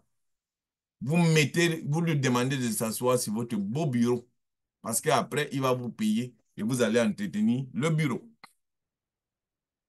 Troisième levier, le marketing. Ça revient dans les problèmes fondamentaux. La promotion. Tatiana a fait la promotion, il y aura le spectacle, il y aura la foire, il y aura la promotion. Investissez le budget. Il y avait une question qui était posée mardi. On part où pour arriver là? Lorsque nous créons une entreprise, nous pensons uniquement au capital à investir. Nous pensons uniquement au produit, mais nous oublions le volet communication et marketing. Il y a un budget à mettre dessus. Ça, les grandes entreprises ont des budgets pour la communication, le marketing. Parce que le marketing et la communication peuvent vendre un produit qui est encore en laboratoire. Dans nos pays, la MTN Orange ne font que nous mentir depuis des années. 5G, 4G, il n'y a pas encore la 4G en Afrique jusqu'à présent. C'est 1, 2G. Mais c'est la communication qui continue. Canal+, non, nous vendons, vous avez toutes les chaînes de Canal+, et ici. J'ai travaillé avec Canal+ en Afrique. Hein. J'ai appris de la communication avec eux. On écrit gratuit plus gros que le message même, que le produit. C'est gratuit qui fait communiquer, c'est ça qui attire. Hein. Donc, il faut insister sur le volet marketing, les prix. Les prix, c'est la définition du prix sur le plan comptable prend en compte plusieurs aspects qui ne concernent pas seulement le fait de vendre. Si vous avez, par exemple, vous vendez un t-shirt, comme mon frère, euh, comment on l'appelle, Rice, là. Il vend un t-shirt en Afrique à 5 000 francs CFA. Il produit le t-shirt en Californie à 20 $. Et après, il doit chercher Ben Ayouba qui doit prendre l'avion, il met dans l'avion, il paye le voyage de 250 $. Quand ça arrive là-bas, il met dans le store qui paye par mois. Et dans le store, il paye la lumière, il paye les impôts. Et tous ces charges, il a oublié. Il a seulement mis 5 000 francs par s'est dit, il va intégrer le marché. Alors, au bout d'une année, qu'est-ce qu'il va faire? Il va aller faire le home care. Parce que il est en train de tourner en perte. Pourquoi? Parce qu'il n'a pas su faire le prix. Le prix, c'est toute une discipline. Donc, prenez la peine de vous outiller, comme on disait précédemment, pour créer une entreprise. Et une fois qu'on a l'idée, on a le projet, il faut savoir s'entourer des personnes ressources qui peuvent vous aider à réfléchir. C'est pour ça que dans le scénario dans le scénario de la société, ce n'est pas toujours les diplômés qui vont créer des entreprises parce que le diplômé, lui, il évalue déjà ce niveau de risque. Or, l'illettré ou le sous-diplômé, lui, il ne connaît pas faire les études de variation, de projections sur le long terme. Il prend son risque bêtement et après, c'est plus tard qu'il s'entoure de ceux qui ont fait les études qui viennent maintenant corriger sa trajectoire. Regardez bien le cycle de création des entreprises. Les plus hauts diplômés, là, c'est toujours autre licence. Et le licencié, là même, il souffre. Parce que quelqu'un qui prend déjà un master, un doctorat, il va faire l'entreprise. Soit il est fou, soit il s'en fout. Il y a deux choses possibles. Soit dans sa famille ou dans, sa femme va dire tu es un irresponsable. Comme ce que les gars de Google ont fait, après ça a donné ce que ça a donné. Parce que l'idée, le fait d'implémenter une entreprise, c'est prendre un risque. C'est de voir ce que le reste ne voit pas. C'est de la folie. Vous croyez comme Uber s'est dit, si je faisais une application qui appelle le taxi, je vois tout le monde dit, je vais faire Uber. Vous avez compris le projet de Uber? Même pas. C'est une vision. Et la vision, c'est ce qu'on dit en ingénierie. C'est de voir au travers du mur. Un ingénieur, son rôle, c'est de voir au travers du mur. C'est pour ça que l'ingénieur est un peu le pont entre la personne X et le monde de l'intelligence. N'est-ce pas? Et je continue pour vous donner encore les outils. Monsieur Kaboré, là, qui est un homme d'affaires de Bethel, Monsieur Kaboré, un homme d'affaires, attiré. Souvent, il y a certains qui s'habillent bien. Il y a des personnes qui prennent les belles voix pour parler. C'est pour attirer. Le trafic, les blogs, les mots-clés. Les blancs ici, baby et au-delà. C'est des petits mots que un homme commence à s'embrouiller dans son esprit quand on dit ah, I love you. Oh, ce n'est que un. C'est une attraction commerciale. Ce n'est pas quel thème. Je connaissais un jeune là. Quand il va à Bank of America pour ouvrir le compte et puis il voit la femme, elle sourit beaucoup. Après, il dit love you. Il sort, il me dit la femme là. Il sent qu'elle m'aime. Il dit tu es en train de t'embrouiller. Ah, c'est la stratégie. Tu vois un peu. Et les visiteurs, n'est-ce pas? Les appels, les pages de destination, les formulaires, n'est-ce pas? N'est-ce pas? La fidélité des clients, les emails, tout ça, ça entre dans les stratégies de marketing, n'est-ce pas? Et de communication et la promotion eu égard par les réseaux sociaux, les contenus intelligents et plus encore. En résumé, en résumé, je voudrais donner ce résumé sommaire. Mais au niveau des interactions et des échanges de communication, on peut entrer en profondeur sur des questions d'ordre pratique ou bien stratégique et peut-être des rencontres in personne, des consultations. Ouais, c'est ce que nous faisons. Nous vendons aussi notre expérience sur le terrain. Ça fait aujourd'hui plus de 20 ans que je suis sur le terrain en train de comprendre le marché. Souvenez-vous, je voudrais raconter dans ce résumé un peu mon histoire. J'ai commencé à faire des initiatives entrepreneuriales quand j'étais au lycée. Quand j'étais au lycée, j'ai eu la chance de perdre mes parents tôt. J'aime le dire. Ça, il faut savoir positiver une mauvaise situation. J'ai eu la chance de perdre mes parents très tôt. Et ça m'a permis rapidement de comprendre qu'il faut se faire face à l'adversité. Et moi, je me souviens déjà plus jeune. Quand j'arrivais dans mon lycée, l'un des plus grands lycées de la place à l'époque, je regarde, je vois tous les jeunes de 8 heures à 10 heures avant la première pause, toutes les lèvres sont déjà blanches. Ils ne peuvent pas sortir, ils n'ont pas déjeuné, on court, on est pressé. Je dis, qu'est-ce qui peut résoudre ce problème? Vous savez ce que j'ai dit? Et quand j'ai trouvé comme solution, j'ai dit le bonbon. Il y a les petits bonbons qu'on vend souvent en Afrique, là. Les bonbons, là, c'est 25 francs. J'ai pris deux petits-enfants à côté de moi. J'ai dit, allez un peu vendre ça. Le premier jour, tous les paquets sont finis. J'ai dit, ah, ça, c'est dangereux. Je mets du double la mise. Le deuxième jour, tous les paquets sont finis. Après, j'ai commencé à commander des cartons. Plus jeune, j'étais déjà un gros revendeur de bonbons. Parce que j'avais réussi à identifier un problème, n'est-ce pas? Et plus encore, plein d'autres expériences. Vous avez dit, un entrepreneur, un jeune dirigeant de start-up, une fois votre société est créée, vous avez vos premiers financements, il faut trouver la méthode, n'est-ce pas? Il faut trouver la méthode pour faire face aux nombreux défis que vous aurez à relever. Les défis sont intellectuels, sont environnementaux, sont les défis d'écosystème, n'est-ce pas? Les défis même de religion dans certains cas. C'est ça aussi l'entrepreneuriat. On peut avoir une idée, on peut implémenter une entreprise maintenant. Quand vous voyez les applications, moi je suis ingénieur. Je connais le marché. Quand je parle aux autres jeunes diplômés en informatique que je connais, et puis il y avait la fougue. Non, on va créer une application qui va permettre ceci ou cela. Les jeunes m'interpellent souvent pour me poser la question. J'ai créé une application pour faire payer les loyers en Afrique. Et dit le bailleur en Afrique, qu'est-ce que lui il a à foutre avec une application? S'il peut avoir le registre avec un secrétaire qui passe appartement après appartement, non, donne l'argent et notre non. Donc, il y a des défis environnementaux, des défis environnementaux. Certains qui sont dans la diaspora voudraient aller investir en Afrique. Ils voudraient aller investir en Afrique, mais ils oublient un truc. L'écosystème africain n'est pas l'écosystème américain. N'allez pas faire Uber en Afrique. Là où les paiements en électronique sont encore scam, on a peur. Même le Orange Money, c'est la peur. Vous allez aller faire les paiements par quelle carte? Combien de personnes ont les cartes bancaires en Afrique? Quand quelqu'un gagne son salaire à la fin du mois en Afrique, qu'est-ce qu'il fait? Il vide. Il vide, on paie à la fin du mois. Il s'est déjà endetté dans toutes les boutiques. Il vide. Et vous allez faire les paiements ou bien en Afrique, vous perdez le temps. Donc, il y a les défis de l'écosystème. C'est qu'on fait en Amérique. C'est pas... Moi, mon business, je ne peux pas aller l'implémenter de cette manière en Afrique. Il faudrait que je trouve, que j'adapte ce business à l'écosystème. C'est ça qu'on appelle l'étude, n'est-ce pas?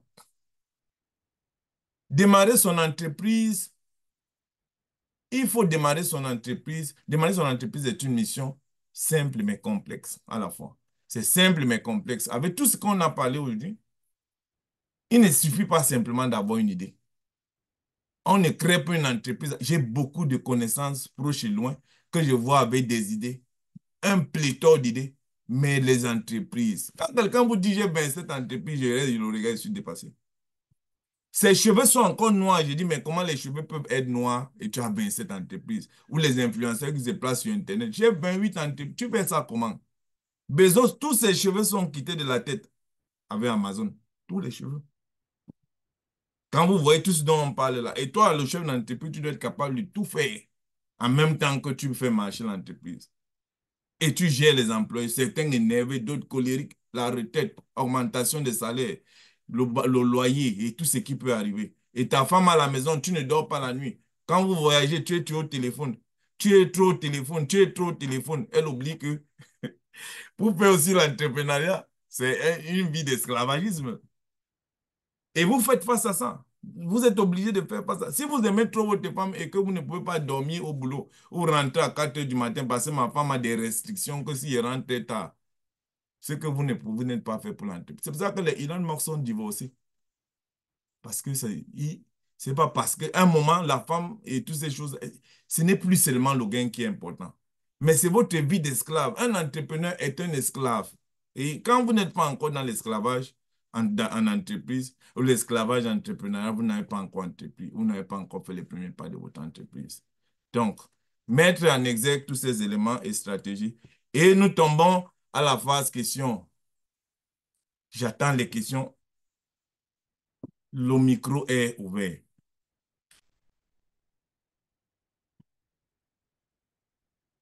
Je suis certain qu'il y a les questions. Donc, je vous écoute.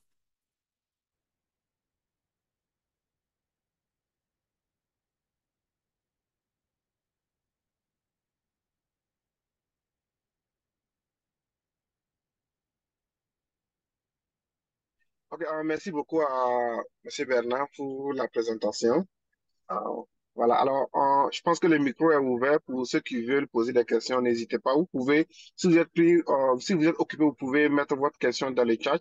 On pourra relayer ça au conférencier ou vous pouvez juste lever la main à travers le Zoom et pour avoir la main pour poser la question. Merci bien.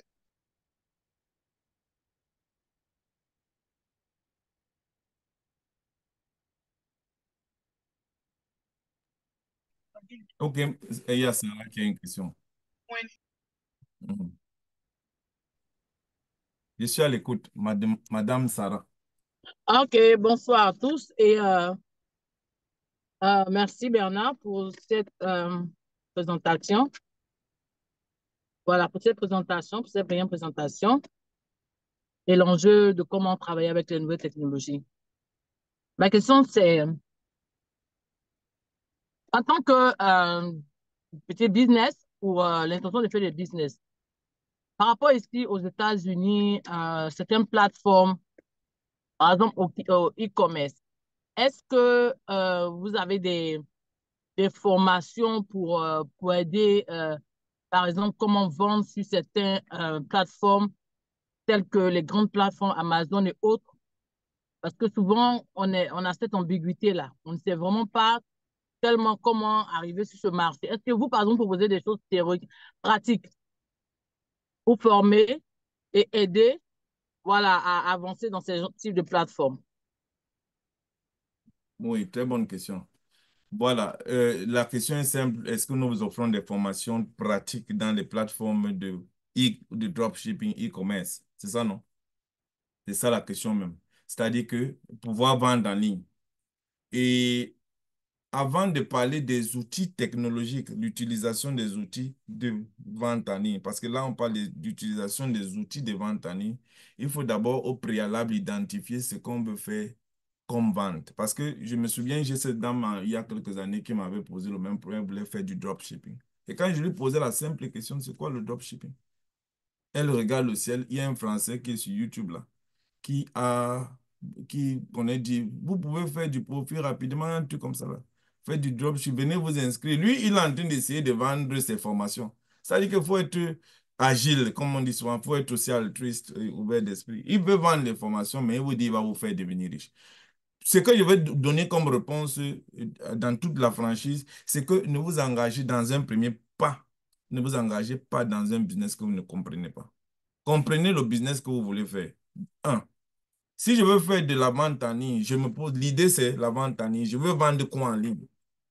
Amazon est une plateforme de vente des produits en ligne. Ça veut dire, au préalable, ceux qui vont s'enregistrer dans Amazon, c'est des personnes qui ont des produits à vendre. Ce n'est pas la plateforme qui amène le produit. C'est des personnes qui ont des produits à vendre. Ça veut dire que quand vous allez sur Amazon, vous devez avoir étudié les tendances du marché, les points forts et les points faibles des autres compétiteurs qui sont sur le marché et voir quelles astuces et trucs vous avez, quelle différence vous avez pour pouvoir commencer à parler de ça. Parce que oui, nous avons des formations d'utilisation des outils technologiques, mais si on vient avec le discours pour vous dire, une fois qu'on vous apprend à utiliser l'outil, vous allez vendre, c'est vous mentir. Parce que l'étude menée n'a pas été faite. Donc, au préalable, il faut avoir son idée. Un, étudier son marché, le projet. Deux, avant de parler de l'entreprise. Maintenant que vous avez compris ces trois phases, alors vous pouvez rechercher la connaissance dans l'utilisation des outils qui vont vous permettre très rapidement d'élargir votre rayon de vente. J'ose espérer que j'ai répondu à la question. Euh, non, pas vraiment. En fait, j'ai pas vraiment, je pense que peut-être j'ai mal formulé la question. Mhm. C'était pour une personne qui a déjà le produit Oui. et qui veut étendre, en fait, le marché, qui veut aller sur ce marché inconnu. Qui Qu'est-ce que vous va, proposez concrètement? Puisque cette vous avez personne, parlé aujourd'hui, voilà, de la technologie, voilà, des réseaux et tout ce genre de choses. Donc, pratiquement, est-ce que vous avez quelque chose à proposer des personnes qui s'intéressent à ce domaine de vente en ligne? nous avons des formations en outils technologiques. Claire, oui. Mais je me disais que j'avais répondu sur deux axes. Oui, nous offrons des formations dans l'utilisation des nouvelles technologies. En tant qu'informaticien, nous offrons. Maintenant, dans la question, il y a le volet informatique et communication. C'est-à-dire que en plus de vouloir connaître utiliser ces outils, c'est quelque part garanti qu'à l'issue de l'apprentissage de ces outils, nous allons élargir notre rayon de vente. En fait, c'est les deux volets de la question. Pas seulement connaître, parce que si j'ai bien, je dis, je peux te former à utiliser tel outil. Ce que tu attends aussi, c'est et bien évidemment, après l'utilisation, que je te garantisse que je vais t'accompagner dans l'implémentation dans l'élargissement de ton rayon d'action commercial. Ce qui n'est pas une mauvaise façon de voir les choses. Et pour répondre plus encore en profondeur, c'est que il faudrait au préalable, comme toi, tu connais déjà utiliser ou tu connais déjà, si tu cibles déjà bien ton marché, mais tu as juste besoin de booster ton activité par la bonne maîtrise de ces outils de pointe, oui, nous pouvons te former dans ça. Mais si dans le préalable, tu n'as pas fait cette étude qui te permet d'identifier ton marché, oui, nous pouvons te former dans ça, mais nous ne pouvons pas t'amener à la hauteur de ta vente. Je ne sais pas si j'essaie de dire quelque chose par rapport. Techniquement, oui, on te forme dans l'utilisation des outils informatiques. L'accompagnement étant une autre chose.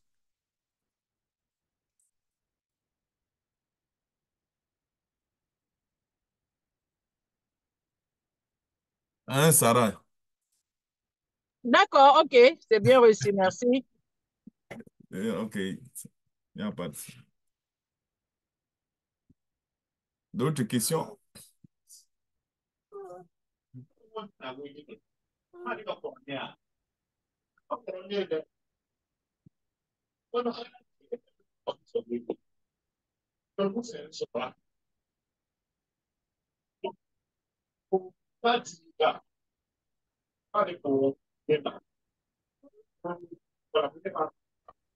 Alors, Bastien a une question.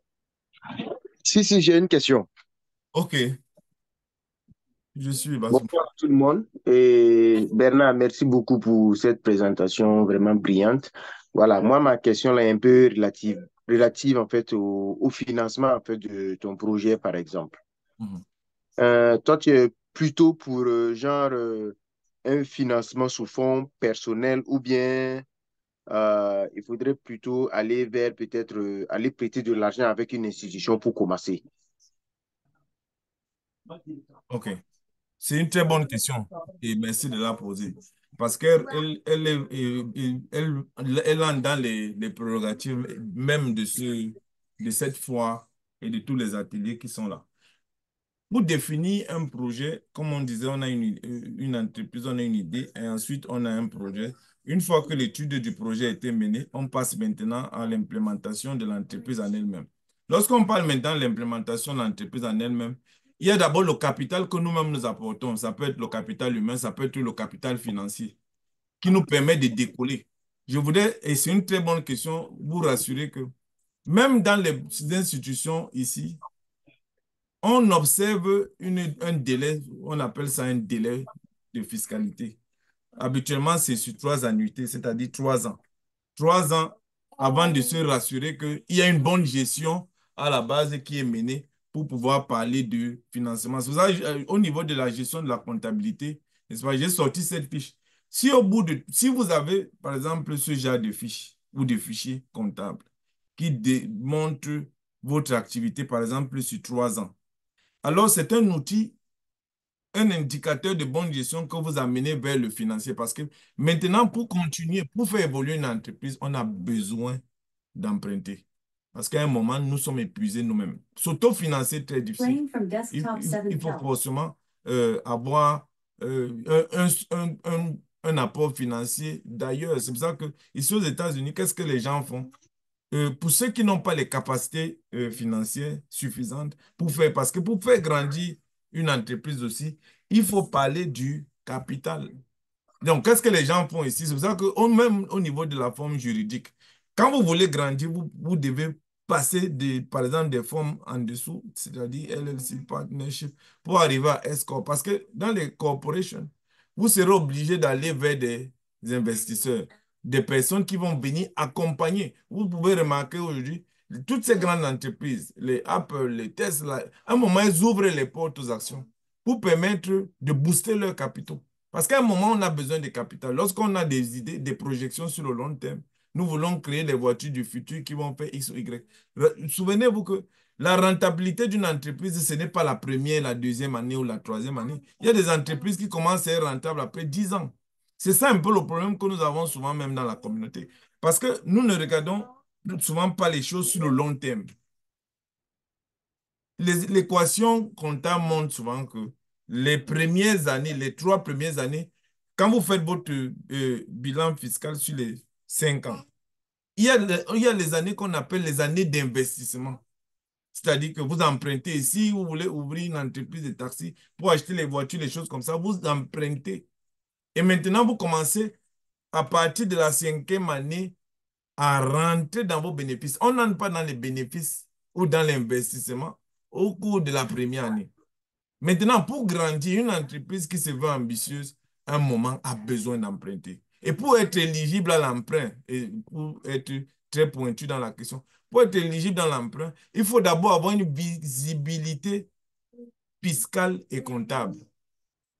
Pour avoir une visibilité fiscale et comptable, il faudrait utiliser les plateformes de traçabilité de l'activité. C'est pour ça que je vous invite, ceux qui font encore le business par le cash, à vous arrimer à l'utilisation de la technologie. Parce que lorsque dans une plateforme, on constate que l'entreprise de Booba vend par exemple les billets de concert, elle a vendu les billets de 100 000 $. C'est vrai, lorsque vous passez dans les structures en ligne, il y a un pourcentage qui est perçu par la structure et puis il y a cette visibilité fiscale. L'État sait exactement que l'entreprise là a vendu 100 000 $. Mais le fait aussi que l'État sache que vous avez vendu 100 000 $, les banques sachent que vous avez vendu 100 000 $, alors elles constatent que votre entreprise est rentable, est profitable. Une fois qu'on a constaté que votre entreprise est profitable et qu'elle a fait 100 000 une année, vous êtes éligible à un crédit de plus que 100 000 parce qu'on regarde la visibilité. Oh, une femme qui fait les tests, qui a un salon de coiffure, qui passe son temps à prendre le cash, un restaurant qui passe son temps à prendre le cash. Ce restaurant, comment il va justifier sa rentabilité ou sa profitabilité? Ça sera des déclarations fortuites. Donc, une entreprise qui veut véritablement grandir a besoin d'avoir une traçabilité. Et une entreprise qui a une traçabilité est éligible à l'emprunt. Et une entreprise ne peut pas évoluer sans emprunt.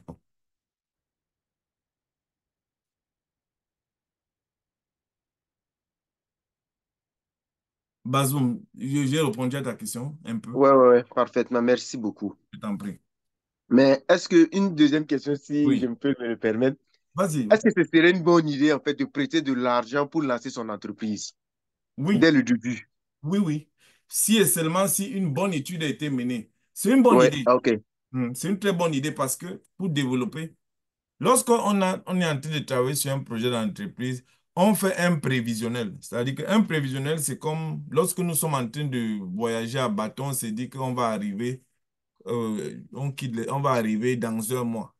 Et dans un mois, si on arrive sans orage, sans tempête, sans perte, on va arriver à bon port et on fera ce qu'on a fait. Le prévisionnel permet donc à une entreprise. Et en fait, lorsqu'on emprunte, et la question est plus bonne parce que si on emprunte sans voir le futur, sans envisager ce que sera la valeur de l'emprunt, parce que souvenez-vous, l'argent que nous empruntons aujourd'hui double de valeur dans le futur. Quand vous allez acheter une voiture, sa valeur, le montant emprunté double ou triple demain ou l'année prochaine. Parce qu'à ce moment, l'argent devient aussi profitable pour celui qui vous emprunte. Si vous avez donc emprunté 20 000 $ pour lancer votre entreprise et que vous avez un prévisionnel de 100 000 $, alors c'est un bon emprunt. Mais si vous empruntez 20 000 $ et que vous n'avez pas regardé dans le futur, ces 20 000 $ dans le futur, ça sera 40 000, vous serez très énervé. C'est même un peu le volet très pointu des loans. Quand vous allez par exemple à SBA, ils vous parlent des loans. Je vois tout le monde souvent courir. Il y a eu pendant la crise là. Tout le monde a couru aller chercher le loan SBA. Maintenant, les gens changent de numéro, ils fuient. Pourquoi emprunter quand on ne sait pas ce qu'on est en train de vouloir faire avec cet argent? Il faut toujours savoir pourquoi on emprunte. Un emprunt doit être profitable sur le long terme. Si on emprunte pour emprunter, si on emprunte pour aller construire sa maison qui n'a pas de valeur profitable sur le long terme, ça veut dire que nous sommes en train de mal investir.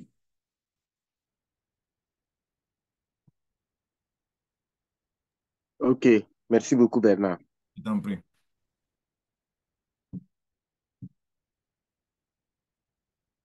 D'autres questions?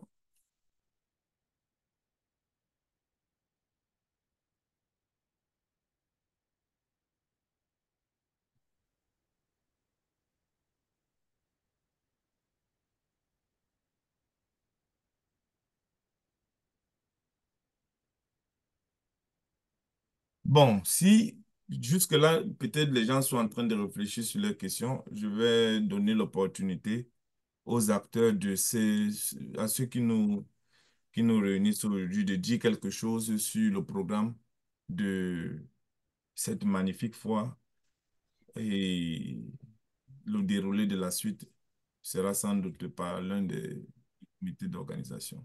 Au comité d'organisation, la parole.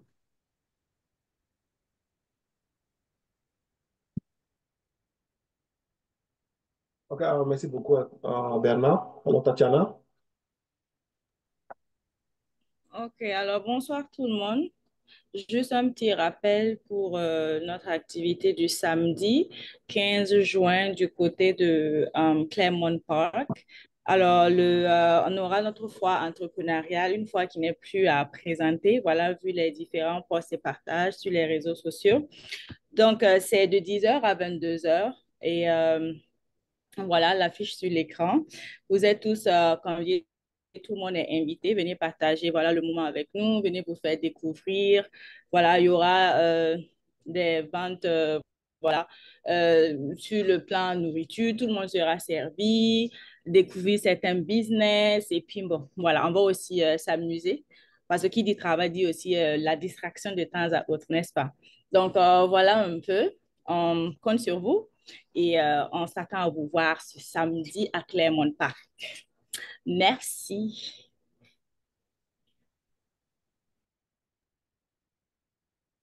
Alors, Bernard, Oui, voilà, comité. pour ajouter un peu, comme Tatiana vient de mentionner, voilà, en plus de s'amuser avec des artistes invités, nous avons pour cette année encore une innovation. Alors, nous aurons un tombola gratuit et ceux qui vont participer, on a 30 tickets gagnants et le tombola va concerner le gain sur qu'on appelle ça, des tensiomètres qui est offert par Bethel Amliri. C'est des tensiomètres qui sont d'une valeur de 99, disons 100 dollars. Voilà, et tout participant et exposant, et on va donner même l'opportunité au comité aussi. Voilà, tous ceux qui seront là vont tirer les tickets et dans le déroulé de l'exposition de la foire, nous aurons des temps morts où nous allons faire des tirages pour pouvoir offrir ces tensiomètres aux heureux gagnants. Voilà, donc n'hésitez pas, on se donne rendez-vous samedi. À partir de 10 heures, nous sommes sur le terrain et jusqu'à 21 h, 22 h. Voilà, à 22 h, nous devons libérer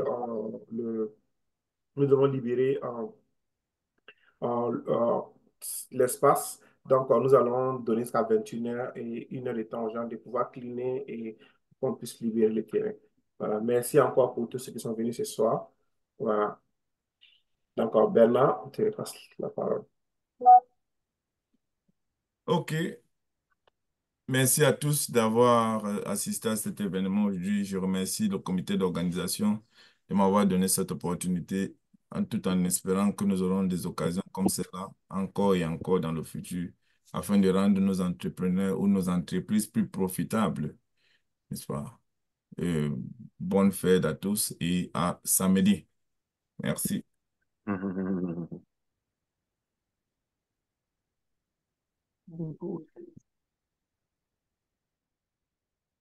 C'est bien, Bernard. Bonne soirée. Bonne soirée. Alors, Bernard, n'oublie pas de poster la présentation aussi, OK. euh, pour qu'on puisse partager aux uns aux autres.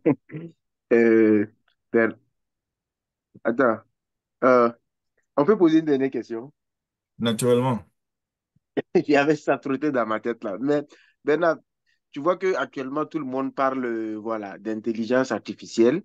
Est-ce que à ton niveau, tu as détecté en fait des moyens que les entrepreneurs pourraient utiliser avec en fait, l'intelligence artificielle en fait pour booster en fait leur business? Oui, bien évidemment. Aujourd'hui, l'intelligence artificielle est partie intégrante des nouvelles technologies, c'est-à-dire la plupart des réseaux sociaux aujourd'hui utilisent Mhm. l'intelligence artificielle. Quel est le véritable rôle? La vraie question, c'est quel est le véritable rôle de l'intelligence artificielle? Je vais expliquer ça de façon simple. Je t'appelle tous les jours, allô, je voudrais le service X. Demain, Bouba m'appelle pour le même service X. Mhm. Demain, X m'appelle ou Y, et ainsi de suite pour le même service X. Alors, on se dit à répétition. C'est pour ça que dans la branche des intelligences artificielles, il y a ce qu'on appelle les data analysis. C'est-à-dire que c'est des personnes dans un premier temps qui sont là pour analyser les données, analyser les commandes répétitives. Tous les jours, ils commandent le tennis Nike. Alors, ça veut dire que la tendance, c'est que lui, envoyons-lui les nouvelles paires de tennis Nike par les intelligences artificielles et si on regarde la tranche d'âge, il y a des données qu'on évalue. On dit les jeunes de tel âge aiment beaucoup regarder les danses X ou Y sur TikTok. Alors, au moment de l'implémentation de cette intelligence en question, parce qu'à la base, c'est l'homme, on essaye de ramener pour éviter que l'homme se retrouve à répondre à la même question posée plusieurs fois. Par exemple, si tu me poses une question sur les intelligences, Tatiana me pose la même question sur les intelligences, et ainsi de suite. À ce moment, si je devrais intégrer une solution d'intelligence artificielle, qu'est-ce que je vais faire? C'est d'apporter une pré-réponse à toute la même question qui va revenir plusieurs fois. Donc maintenant, qu'est-ce qu'on fait aujourd'hui dans presque toutes les nouvelles technologies? Il y a quand vous entrez sur Amazon, vous commandez une caméra. Demain, Amazon vous envoie chaque fois des notifications qu'il y a telle caméra qui arrive, telle caméra, sur la base de ce que vous commandez, sur la base de votre âge. Et il m'a envoyé, c'est une personne du même âge. Quand vous allez sur Facebook, je retrouve Yannick. Demain, il y a des gens, ils restent et puis ils disent, Tatiana m'a demandé l'amitié, hein, je lui ai refusé. En fait, Mhm. Tatiana n'a pas demandé l'amitié. C'est des outils d'intelligence derrière qui essayent de connecter Yannick à Tatiana, en envoyant ou en référençant Tatiana à Yannick par défaut. Mhm. Et là, on a Mhm. l'impression que c'est Tatiana qui a demandé, on n'y demande pas. Donc, aujourd'hui, presque tous les réseaux incrémentent les intelligences artificielles dans leurs outils de fonctionnement, n'est-ce pas? Et le jeune entrepreneur utilise le produit fini pour pouvoir implémenter son activité. Ok, ok, ok. Je vois. Mhm. Merci. Je t'en prie. Il y avait une dernière question ou trois questions que j'ai vues. Et la question, s'il vous plaît, je suis à mon boulot, y a-t-il trop de bruit de machine autour de moi? Raison pour laquelle je ne peux pas ouvrir mon micro. Ah, ok, c'est juste une réaction. Est-ce que vous conseillez sur des idées de business? Je vois une qui voilà. La question sur le conseil des idées de business. Si quelqu'un a une idée de business, ce que nous allons faire, je veux la partager aussi, c'est une expérience. Euh, dans ma formation d'ingénierie que j'ai fait à l'école, parce que la formation de l'ingénieur, c'est avant de sortir un produit, il essaie d'abord de faire ce qu'on appelle en architecture l'étude de l'environnement, l'étude des cas. En anglais, on appelle ça les user stories. Si je dois créer une solution pour répondre à un problème donné, je veux m'arranger à faire un échantillonnage de la population. Je dis, je prends 20 ou 50 personnes, je pose la même question. Est-ce que vous voyez que Boubala, il a les bons artistes? Bouba a invité le sultan de monsieur, comment on l'appelle là? Manager, truc là. Si j'étais à si on me demandait de faire une analyse, je serais allé faire un échantillonnage d'une population donnée, peut-être de la communauté africaine, pour dire combien est-ce que vous pensez que manager confirmé doit être invité par Bouba? Et si je pose à 100 personnes la question et que 90 disent oui, qu'est-ce que je fais? Je n'ai pas dit à Bouba oui, c'est une bonne idée. Si 90 disent non, je n'ai pas dit à Bouba attention. C'est ce qu'on appelle l'échantillonnage. Et c'est ce qu'on appelle l'étude des cas sur la base des questions probantes. Maintenant, une fois que j'ai fait cette étude au préalable, je vais maintenant aller faire ce qu'on appelle l'étude de projet. Et ça va implémenter une étape qui va suivre, qui est la gestion du projet, avant d'arriver à l'entrepreneuriat. Donc, pour répondre à la question posée, c'est que on ne va pas proposer une idée comme les gens disent souvent en investir en Afrique. Venez, je vais vous montrer les idées d'investissement en Afrique. Ça sera me tromper. Une idée vient de son âme spirituelle. Une idée, j'aime souvent le dire, est une mission spirituelle que seul Dieu donne à quelqu'un. C'est une inspiration. C'est une inspiration spirituelle. Une fois que vous avez une idée, vous pouvez venir réfléchir sur l'idée, sur votre idée et voir si elle est implémentable, n'est-ce pas? Si elle est opérationnalisable, si elle peut être un projet. Si on peut passer de l'étape idée à projet et qu'on se rend compte qu'il y a on a un tableau là souvent, pour ceux qui ont les idées, on passe sur le tableau comme à l'école, je dis, ton idée fait quoi? Tu dis, tu cites l'idée. C'est que ça va faire et tout. Et à un moment, si toi-même tu te poses les questions, aussi tu te poses la question sur ton idée, ça fait dans quoi? Si à la première question, tu fais dans quoi tu n'arrives pas à dire, tu vois qu'il y a un problème, ça a bloqué. Si on réussit à avoir maintenant des éléments de réponse, on progresse. On progresse si l'idée a une réponse, une faisabilité. Et ensuite, on fait un échantillonnage. Si on a un échantillonnage, on peut maintenant commencer à passer à un projet. Le projet, c'est implémenter tout le reste, c'est-à-dire l'analyse des cas. L'analyse, c'est ce qu'on appelle en informatique, l'analyse des scénarios. Une fois qu'on a fait l'analyse des scénarios, on peut prédire qu'un projet peut être bon. On peut prédire parce qu'à la fin, tout dépend des aptitudes de l'entrepreneur. Tout dépend finalement des aptitudes de l'entrepreneur à faire vivre un projet. Mais il n'y a pas forcément un mauvais projet. Il y a toujours des mauvais entrepreneurs. Donc ça, c'était pour répondre à la question Voilà. Je crois que c'était tout. S'il n'y a pas d'autres questions, comme je le disais, je remercie encore l'UDB et tous ceux qui ont été là. Nous avons un bureau, nous faisons des séminaires de temps à autre. Nous vous invitons à venir dans nos bureaux. En même temps que nous sommes organisation, nous avons un département technique. Nous concevons des applications. Nous conseillons. Même dans le choix des, des régimes juridiques pour la création de votre entreprise. Et puis éventuellement, je dis bien éventuellement, l'accompagnant. 175 Pearl Street, Brooklyn. C'était moi. Et on s'est dit à samedi à la fois. Merci. Merci grandement, Merci. Monsieur Bernard. Merci et bonne soirée à tout le monde. Bonne soirée. Il y avait un dernier doigt de Bouba. Bouba. Bouba, oui. Ouais, bonsoir à tout le monde. Bonsoir. Comment vous allez? Oui, Bien, ça va. j'espère. Mhm. Bernard, désolé, hein. Mhm. Merci beaucoup pour l'amour que tu portes pour m'accompagner et puis pour mon nom. Désolé, j'étais dans le train, donc je ne pouvais pas intervenir. Ça coupait, ça venait, ça coupait, ça venait. Vraiment, merci beaucoup et toutes mes félicitations pour ta brillante présentation. T'en prie. On a Bonsoir, bonsoir. Oui, bonsoir. Ah, j'aimerais voir le visage de Bouba là, parce qu'on a tellement pris d'exemples sur Bouba que j'aimerais bien le connaître. Ok, Yeah, ok, voilà. Mais voilà, ok. voilà moi. Ok. C'est que vous êtes un homme battant. Voilà pourquoi on vous appelle tout le temps. Vous n'êtes pas Oh, un merci battu, beaucoup. hein. Vous êtes un homme battant. Ne soyez pas comme Merci beaucoup. Yannick. Ok. Merci bien, Grandement Bouba. merci, ça me va bien au cœur. Ok, bonne soirée à vous. Bonne soirée. Merci beaucoup, vraiment. Merci aux présentateurs. Les femmes battantes comptent sur vous. Le plaisir reste le mien. À bientôt alors. Ok. Ok, merci, patron. Ok. Donc, bonne soirée.